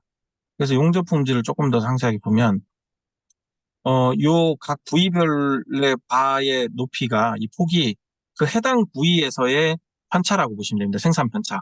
실제로 생산할 때 이 그 해당 부위의 일종의 용접 성능의 편차가 이 정도 있었고요. 여기는 편차가 되게 적죠. 여기는 좀 크고요. 그리고 이제 평균치를 비교를 해보면 부위별로 이렇게 편 차이가 난다는 거는 부위별로 용접 저항이 다르다는 거예요. 그래서 이게 아까 제가 초반에 용접 뭐 설계, 저항 설계 같은 게 중요하다고 말씀드린 게 이제 이런 부분인데 이거는 이제 설계할 때 이 업체는 사실 이제 그 컨셉이 없이 설계가 된 거죠. 어떻게 보면은. 그러다 보니까 이런 이제 저항 편차가 발생을 했고 이게 그냥 통상적인 배터리를 사용하는 데 있어서 큰 문제는 없습니다. 당장은. 근데 이런 것들이 IH를 일으킬 수 있는 근본 시작점이 될 수 있기 때문에 사실 엄격하게 관리를 해주는 게 좋죠. 그래서 다음 설계 때 이제 이런 걸 반영해서 비슷한 값을 유지할 수 있도록 하는 게 중요하고요. 그 다음에 이제 어쨌든 이렇게 설계를 하고 지금 이제 레이저 용접을 하고 있기 때문에 그 상황에서 이 각 부위별로 이번에 용접이 잘 됐는지 안 됐는지를 확인하기 위해서 이 빨간 점이 이제 그 표시를 한 겁니다. 검사 결과를. 그래서 이 범위 안에 있으면은 정상으로 보고 있고요. 이 범위를 이제 위쪽으로 벗어나면 약용접이 됐다라고 하고 리포트를 하게 됩니다. 지금은 이 검사를 어떻게 하고 있냐면요.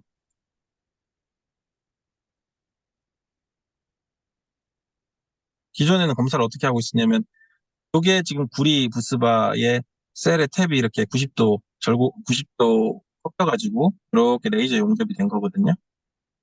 여기 부위가 이제 8개 있습니다. 여기 7개 있고 여기도 지금 옆으로 붙어 있어요. 그런데 요게 뭘 것 같으세요? 요거 혹시 얘기해 보실 분? 이렇게 제껴놓은 거 있다. 셀탭 같은데. 예, 셀 탭인데요. 그 셀 탭을 이렇게 용접을 한 거죠. 이거 왜 제껴져 있을까요?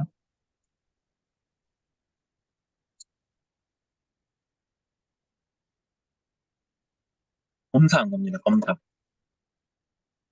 이거 모듈 생산하고 나면요. 모듈 생산하고 나면 이게 용접이 잘 됐는지 안 됐는지를 검사하기 위해서 센트를 제껴봅니다. 이 상태로 이거 지금 뭐 테스트 샘플이 아니고 양산 샘플, 양산하고 있는 거예요. 양산을 이렇게 합니다. 그래서 제껴서 떨어지는지 안 떨어지는지 확인합니다. 굉장히 어떻게 보면 무식한 방법이죠. 무식한 방법인데 사실 이게 지금 표준 검사 방법입니다. 가장 확실한. 그래서 모든 전기차 배터리 셀은 지금 이런 식으로 검사를 해서 나갑니다. 그래서 나중에 전기차 한번 분해해보세요. 이렇게 돼 있을 거예요. 어치 셀들은. 그래서 이걸 통과하면 되는데 이거의 문제는 일정한 기계적 강도가 일정 수준 이상인 거는 확인할 수 있는데 문제는 이제 작업자가 매일 바뀌고요. 그다음 작업자 컨디션에 따라서 좀 세게 당길 수도 있고 약하게 당길 수도 있고요. 당기는 어떤 방식에 따라서 토크가 다르게 걸리기도 하고 그래서 편차가 심합니다. 그리고 무엇보다 일정 기준 이상인 것만 확인할 수 있지 실제로 그가 얼마나 용접 강도가 저항이 있는지는 확인을 못 합니다. 그래서 이제 그런 거를 아까 이 장비에서 확인을 해서 각 위치별로 용접 강도를 이렇게 표시를 해주고요. 정상 범위에 들어오는지 편차는 얼마나 있는지. 그러면서 동시에 이제 셀을 같이 평가를 합니다. 즉 아까 한 셀을 검사하는 시간이 그렇게 걸린다고 했는데 이거는 모듈을 검사하면서 용접부와 이 셀 8개를 동시에 다 검사를 하면서 똑같은 시간 100초 정도 걸리거든요, 이거는. 그렇기 때문에 양산화를 할 수 있는 겁니다. 전수 검사를 할 수 있습니다. 그래서 지금 이제 이 양산 라인은 한 100초 정도, 택타임이 130초 정도 돼요. 그러니까 이게 그 병렬 채널 없이 그냥 요거 하나로 다 검사를 할 수 있는데, 이제 내년에 지금 구축될 양산 라인에서는 택타임이 한 20초, 30초 정도 됩니다. 그러면은 그거 가지고도 모자라는 거죠. 그럼 이제 그때는 한 4병렬, 뭐 3병렬 이렇게 병렬화를 하면 됩니다. 근데 그 정도는 감내할 수 있거든요. 그래서 그런 게 이제 현실적인 어떤 부분이다. 그렇게 하면 이제 이력 관리가 되겠죠. 그래서 월별 생산 관리나 이런 이력 관리, 품질 관리가 되고요. 그다음에 이제 이 품질 관리를 기반으로 사실 이제 여기서도 이거를 하는 이유가 나중에 분쟁이 생겼을 때 어떤 분쟁의 근거로 사용을 하기 위해서예요. 왜냐하면 이건 뭐 조금 알려진 히든 스토리인데 그 미국에서 전기차 GM이라는 제너럴 모터스가 우리나라 LG 화학이 LG 엔솔이죠. LG 엔솔이 공급한 셀을 LG 전자에서 팩화해서요. 패킹해서 그거를 GM에 공급을 했었습니다. GM에서 그 리콜을 했어요. 이랑이라고. 리콜을 해서 리콜 규모가 얼마였냐면은 4조 원이 들었습니다. 4억도 아니고 4천억도 아니고 4조 원이요. 4조 원을 사이좋게 LG전자랑 LG 엔솔이 2조 원씩 나눠서 분담을 했습니다. 근데 이게 이제 LG 그룹사 내에 두 회사니까 이게 가능한 거고요. 지금 여기 이해관계자를 보면요. 팩을 만드는 업체, 여기도 물론 거의 준대기업입니다. 근데 셀을 공급하는 업체, LG나 삼성 같은 아주 큰 대기업이죠. 그다음에 이제 이거를 통달하는 현대차 같은 OEM이 있고요. 근데 나중에 이제 리콜 사태가 벌어졌어요. 예를 들어 국토부 같은 데서 리콜하라고 명령이 때려졌어요. 그러면 이제 이 3파전이 벌어지겠죠. 현대차와 LG와 요 모 기업과 이 세 개 업체가 싸워야 됩니다. 누가 잘못했다라고. 그런데 누가 잘못했는지에 대한 증거가 필요하겠죠. 이미 생산이 돼버린 것들에 대해서는. 그래서 그런 어떤 디펜스 논리를 만들기 위해서 이런 것들이 또 한 겁니다. 최근에 그래서 라인이 흘러가면서 3천 몇백 개 정도의 셀들을 검사를 했고요. 그래서 이제 그 파우치 셀 검사를 했는데, 요 결과가 아까 저희가 IP 자체는 여러 가지를 본다고 했잖아요. IP가 개수가 한 10개 이상 될 겁니다. 근데 그 차원으로 보면 10차원 이상의 데이터인 거죠. 10차원 이상의 데이터를, 주성분 분석을 해서 이제 2차원으로 축소를 시킨 겁니다. 1점으로 보여주기 좋게. 그래서 이제 그 주성분 분석된 결과를 했을 때, 요런 군집을 요런 군집을 보이면서 이제 생산이 됐었거든요. 그러다가 갑자기 얘가 군집이 이쪽으로 갔었어요. 이쪽으로 가가지고 이게 왜 그러지라고 해가지고, 어, 조사를 해보니까,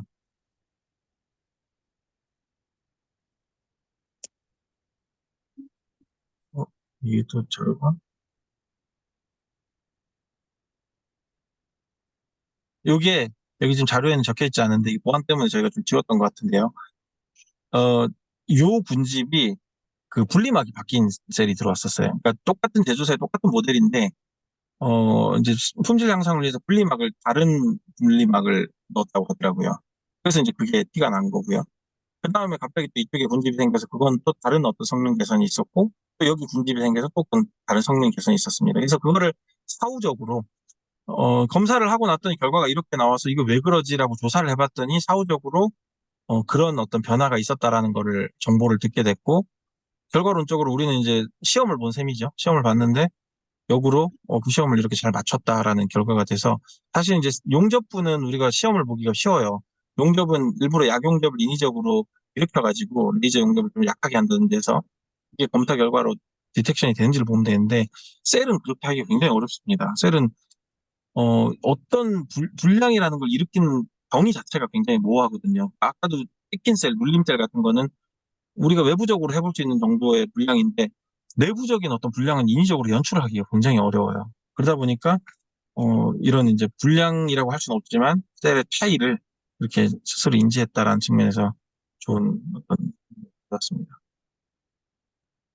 그래서 IP별로 아까 셀 분지별로 이렇게 이런 차이를 가지고 있다라는 거. 예를 들어서 IP 6번 같은 경우는 셀 분집이 달라도 이렇게 비슷한 경향들을 보입니다. 그런데 IP 1번은 셀 분집별로 이렇게 차이들이 좀 많이 나죠. 7번은 뭐 이렇고요.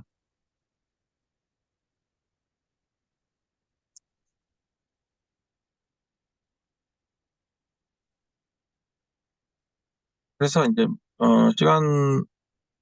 시간 관계상 제가 이제 디테일한 얘기는 좀 넘어가고요. 그때 이제 용접부의 결과들 좀 보여드릴게요.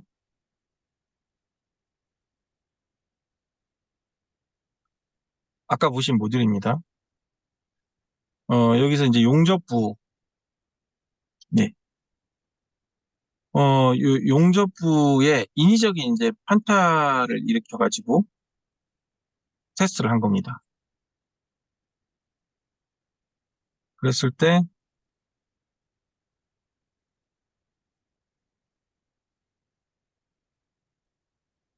음, 예, 요거는, 실제로 그 생산을 하면서 인위적으로 일으킨 게 아니고 불량이 발생을 한 경우예요. 그래서 이게 불량이 이런 식으로 발생해서 그 용접을 두 번 시점별로 덧방을 놓은 거고요. 이렇게 했을 때 저희 이제 결과 용접 품질 평가에서 이런 식으로 2등급이 떴고 해당 부위가 이렇게 편차가 있는 게 확인이 됩니다.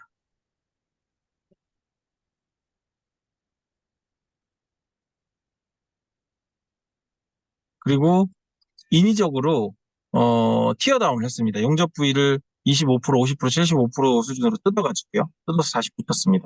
그러고 나서 이제 검사를 했는데 이제 뜯지 않은 거는 이렇게 뜯지 않은 건 네 부위가 다 이제 비슷하게 나왔고요. 이제 뜯고 나니까 점점 이렇게 저항값이 올라가고요.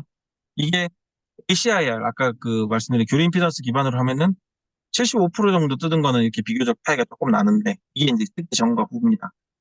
이 차이가 미미하죠. 근데 저희는 뜯기 전과 후가 차이가 이제 좀 많이 나서 25% 수준에서부터 이미 보인다라는 거고, 어, 요 자료에는 지금 포함이 안 돼 있는데, 요 뒤에 좀 수행을 했던 결과가 있어가지고, 그 레이저 용접 자체를 인위적으로 이 제조사에서 검사를 하기 위해서 레이저 파워 자체를 조금씩 줄여가면서 얘가 이제 인식을 하는지 이제 그런 평가를 해서 그것도 저희가 인지가 된다는 결과를 받은 게 있습니다. 예, 그래서 제가 이제 마지막으로 저희 최종 결과물들 좀 보여드리고 마무리하도록 할게요.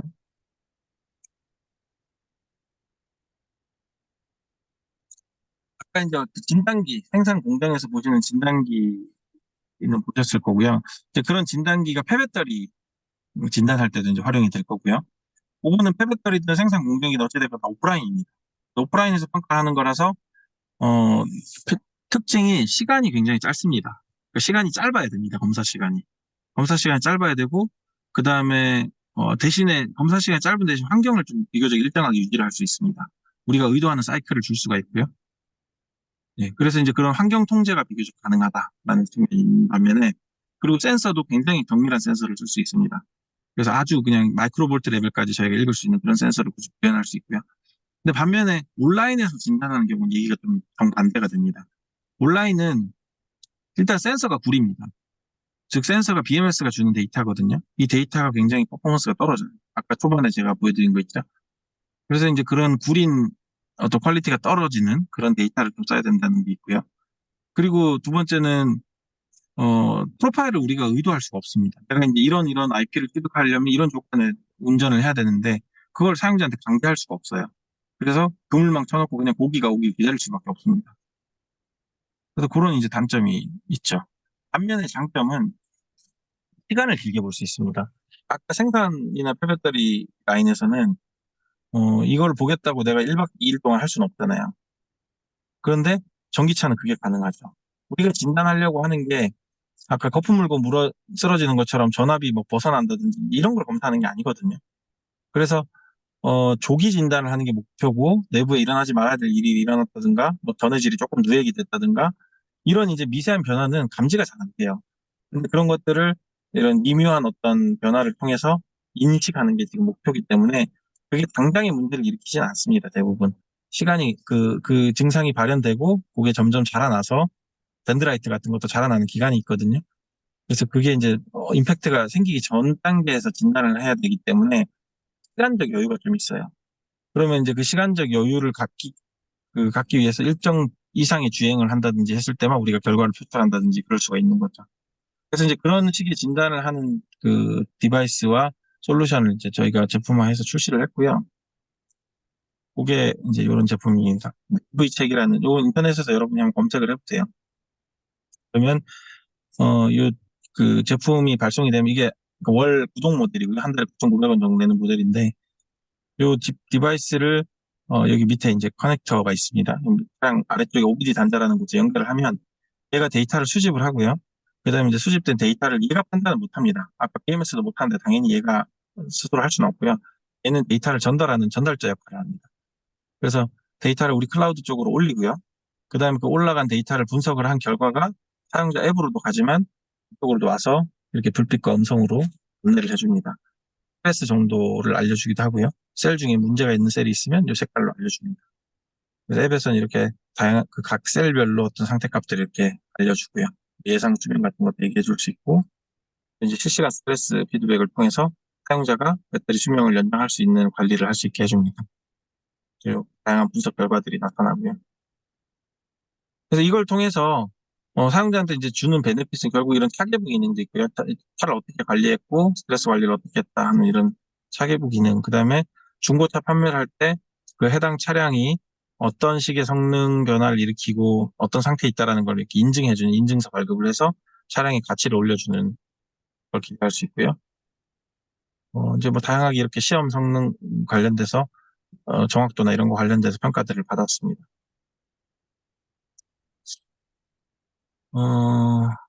예. 뭐 이제 이런 것들이 ESS뿐만 아니고 다양한 형태에 지금 적용될 수 있도록 저희가 이제 제품화 모듈화를 해놨고요. 뭐 캠핑카 쪽 배터리 팩에도 한 300대 적용돼서 지금 실제 운영이 되고 있고요. 또 이제 이거는 조금 다른 얘기입니다만 지금 이제 이 솔루션이 그러니까 저희 솔루션이 직접적으로 지금 공급된다는 얘기는 아닌데 이 방식 이런 데이터 기반 진단 방식이 사실 제조사 입장에서는 되게 싫어해요. 자기들도 하고 싶어 하는데 자기들만 보고 싶어 하지, 기본적으로는 대외적으로 오픈하고 싶어 하지 않습니다. 왜냐하면 배터리라는 장치가 셀 하나가 문제가 돼도 티가 안 나거든요. 그래서 이제 문제고 가고 싶어 해요. 그런데 계속 이것 때문에 화제가 나다 보니까 이걸 이제 정부가 나섰습니다. 그래서 지금은 환경부에서 한 800억 정도 예산을 증액해가지고 내년도에 이런 거를 데이터를 수집할 수 있는 인프라 쪽에 예산을 지금 집행을 할 예정이고요.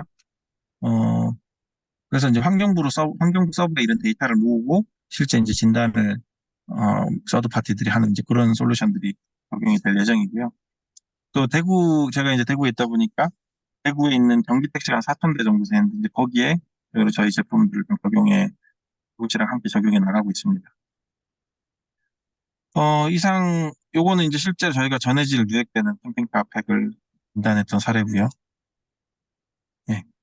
요 정도 해서 오늘 세미나는 제가 발표드릴 건 마무리하고요. 뭐 이제 한 10분 정도 남은 것 같은데 편하게 질의응답 하시면서 마무리하면 좋겠습니다. 아, 예. 너무 고생 많으셨습니다. 예. 그 학생들 뭐 저기 질문할 거 있으면 질문할 거 되게 많이 있을 것 같은데. 저 궁금한 게 있는데요. 그 IP 이제 인자를 뽑을 때 그 네. 사용하시는 그 전기화학 모델이 있는 것 같은데 그게 아까 보여주신 건 ECM인데 뭐 전기화학 모델이 저는 많은 걸로 알고 있는데 뭐 SPM이나 P2D나 뭐 많은 걸로 알고 있는데 그중에 ECM을 뭐 사용하시고 있는 이유가 있는지 좀 궁금합니다.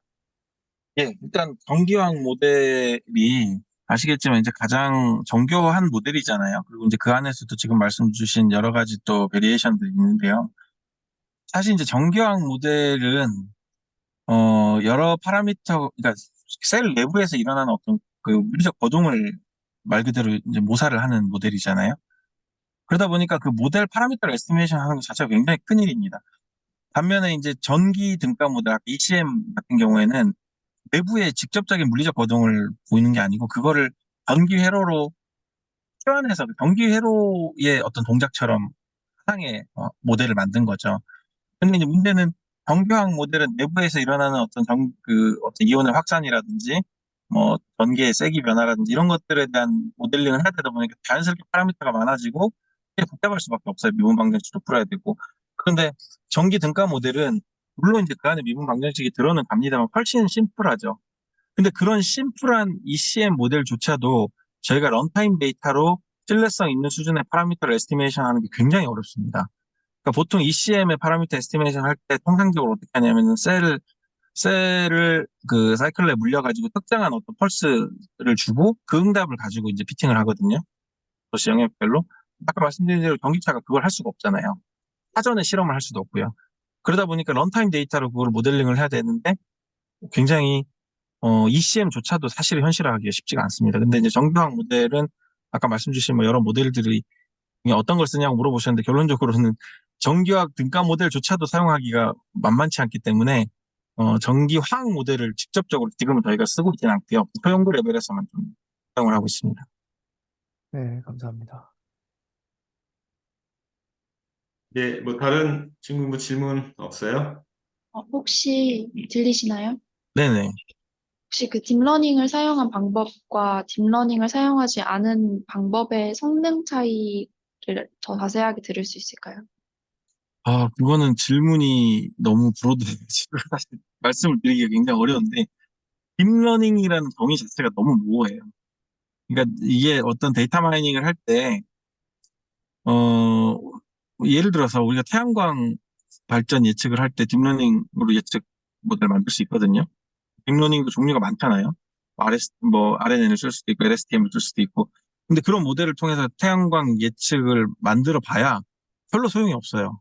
제가 이제 그런 논문들을 여러 번 봤는데, 이제 저희 학생들한테 제가 못 그러게 하고 있습니다. 왜냐면, 이거는 꽃심으라고 했는데 포크레인 가져와서 심는 꼴이거든요.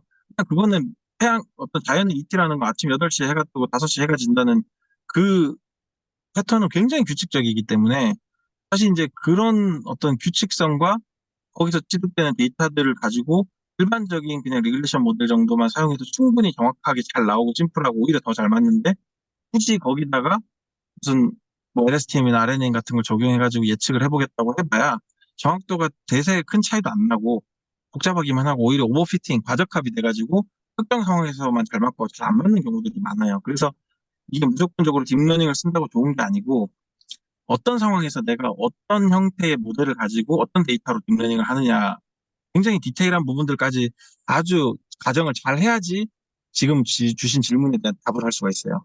그냥 무조건적으로 딥러닝이 좋습니까? 이게 좋습니까가 아니고요. 이거는 마치 아까 말씀드린 대로 내가 하고자 하는 목표가 뭐냐에 따라서 손으로 땅을 팔 수도 있고 삽으로 팔 수도 있고 포크레인으로 팔 수도 있는데 그중에 뭐가 좋습니까라고 묻는 거랑 비슷하다고 저는 생각이 듭니다.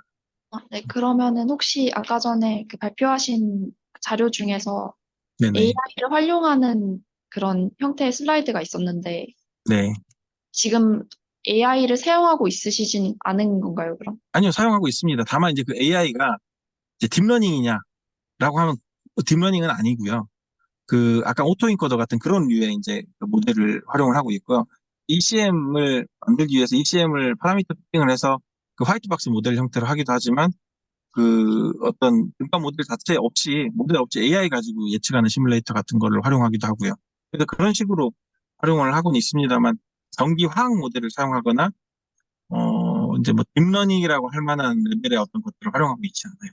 그러니까 그거는 아까 말씀드린 오버피팅의 문제도 있습니다만 현실적으로 또 그런 딥러닝을 쓸 만큼의 어떤 비용적인 걸 감내할 만한 그 아웃풋이 나오지도 않습니다.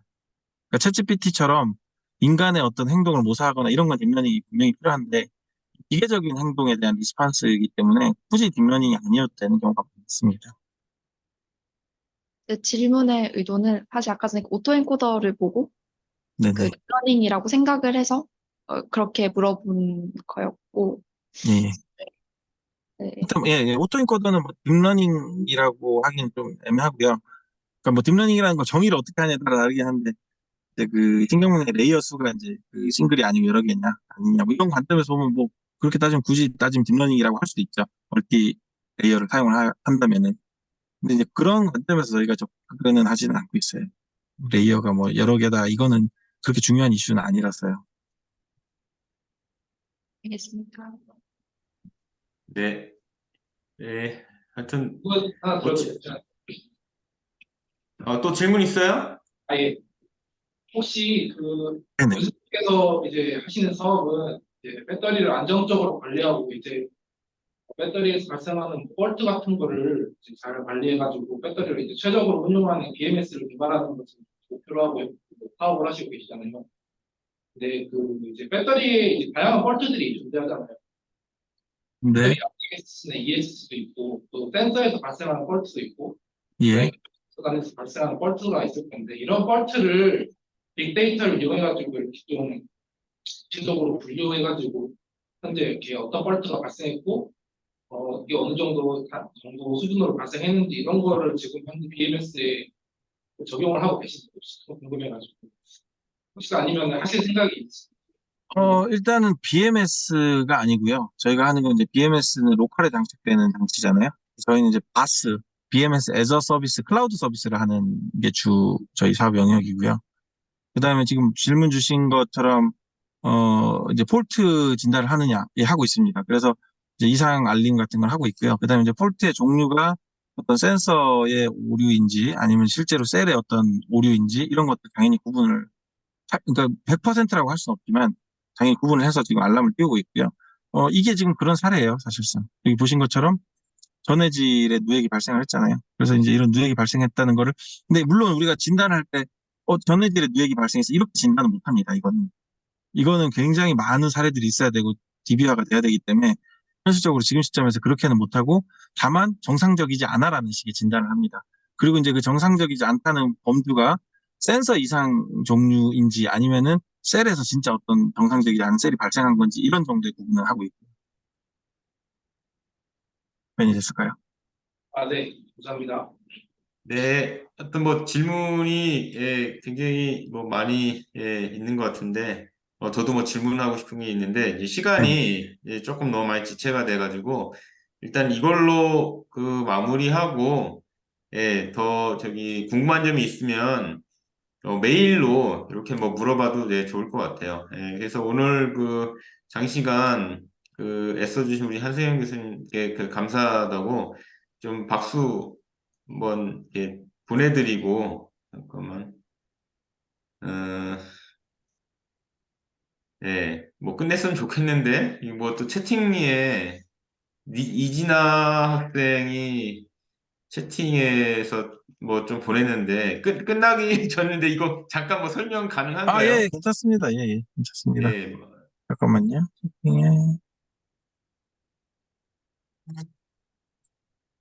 여러 셀의 노데이터를 통해 이상현상 유무를 판단하는 원리를 좀 더 자세히 설명해 달라.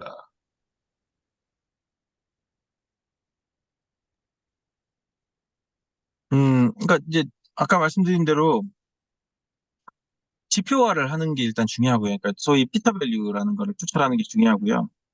그 배터리의 물성적인 변화와 코릴레이션이 있는 피처 밸류들을 추출을 하고 그 다양한 피처 밸류들을 계속 트래킹을 하면서 그게 이제 특정 셀의 본인의 과거의 데이터와 비교도 해보고요.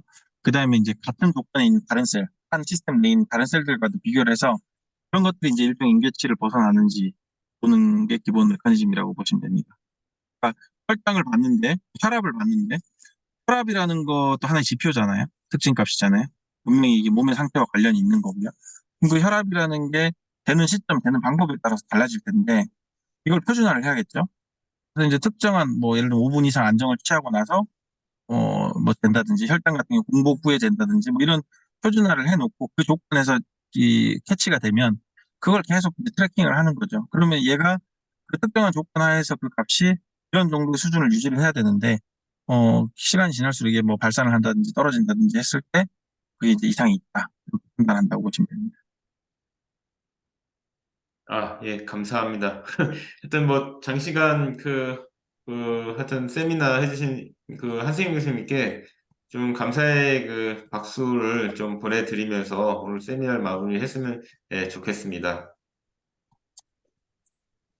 예, 고맙습니다. 하여튼 뭐 소리가 잘 전달됐으면 좋겠고요. 오늘 고생 많이 하셨고 또 아까 얘기한 것좀 궁금한 점은 그 메일로 이렇게 한번 문의를 드리면 좋을 것 같아요. 오늘 고생 많이 했습니다. 네, 감사합니다. 고생하셨습니다. 예, 수고하셨습니다. 안전운전하세요. 네, 네, 감사합니다. 예.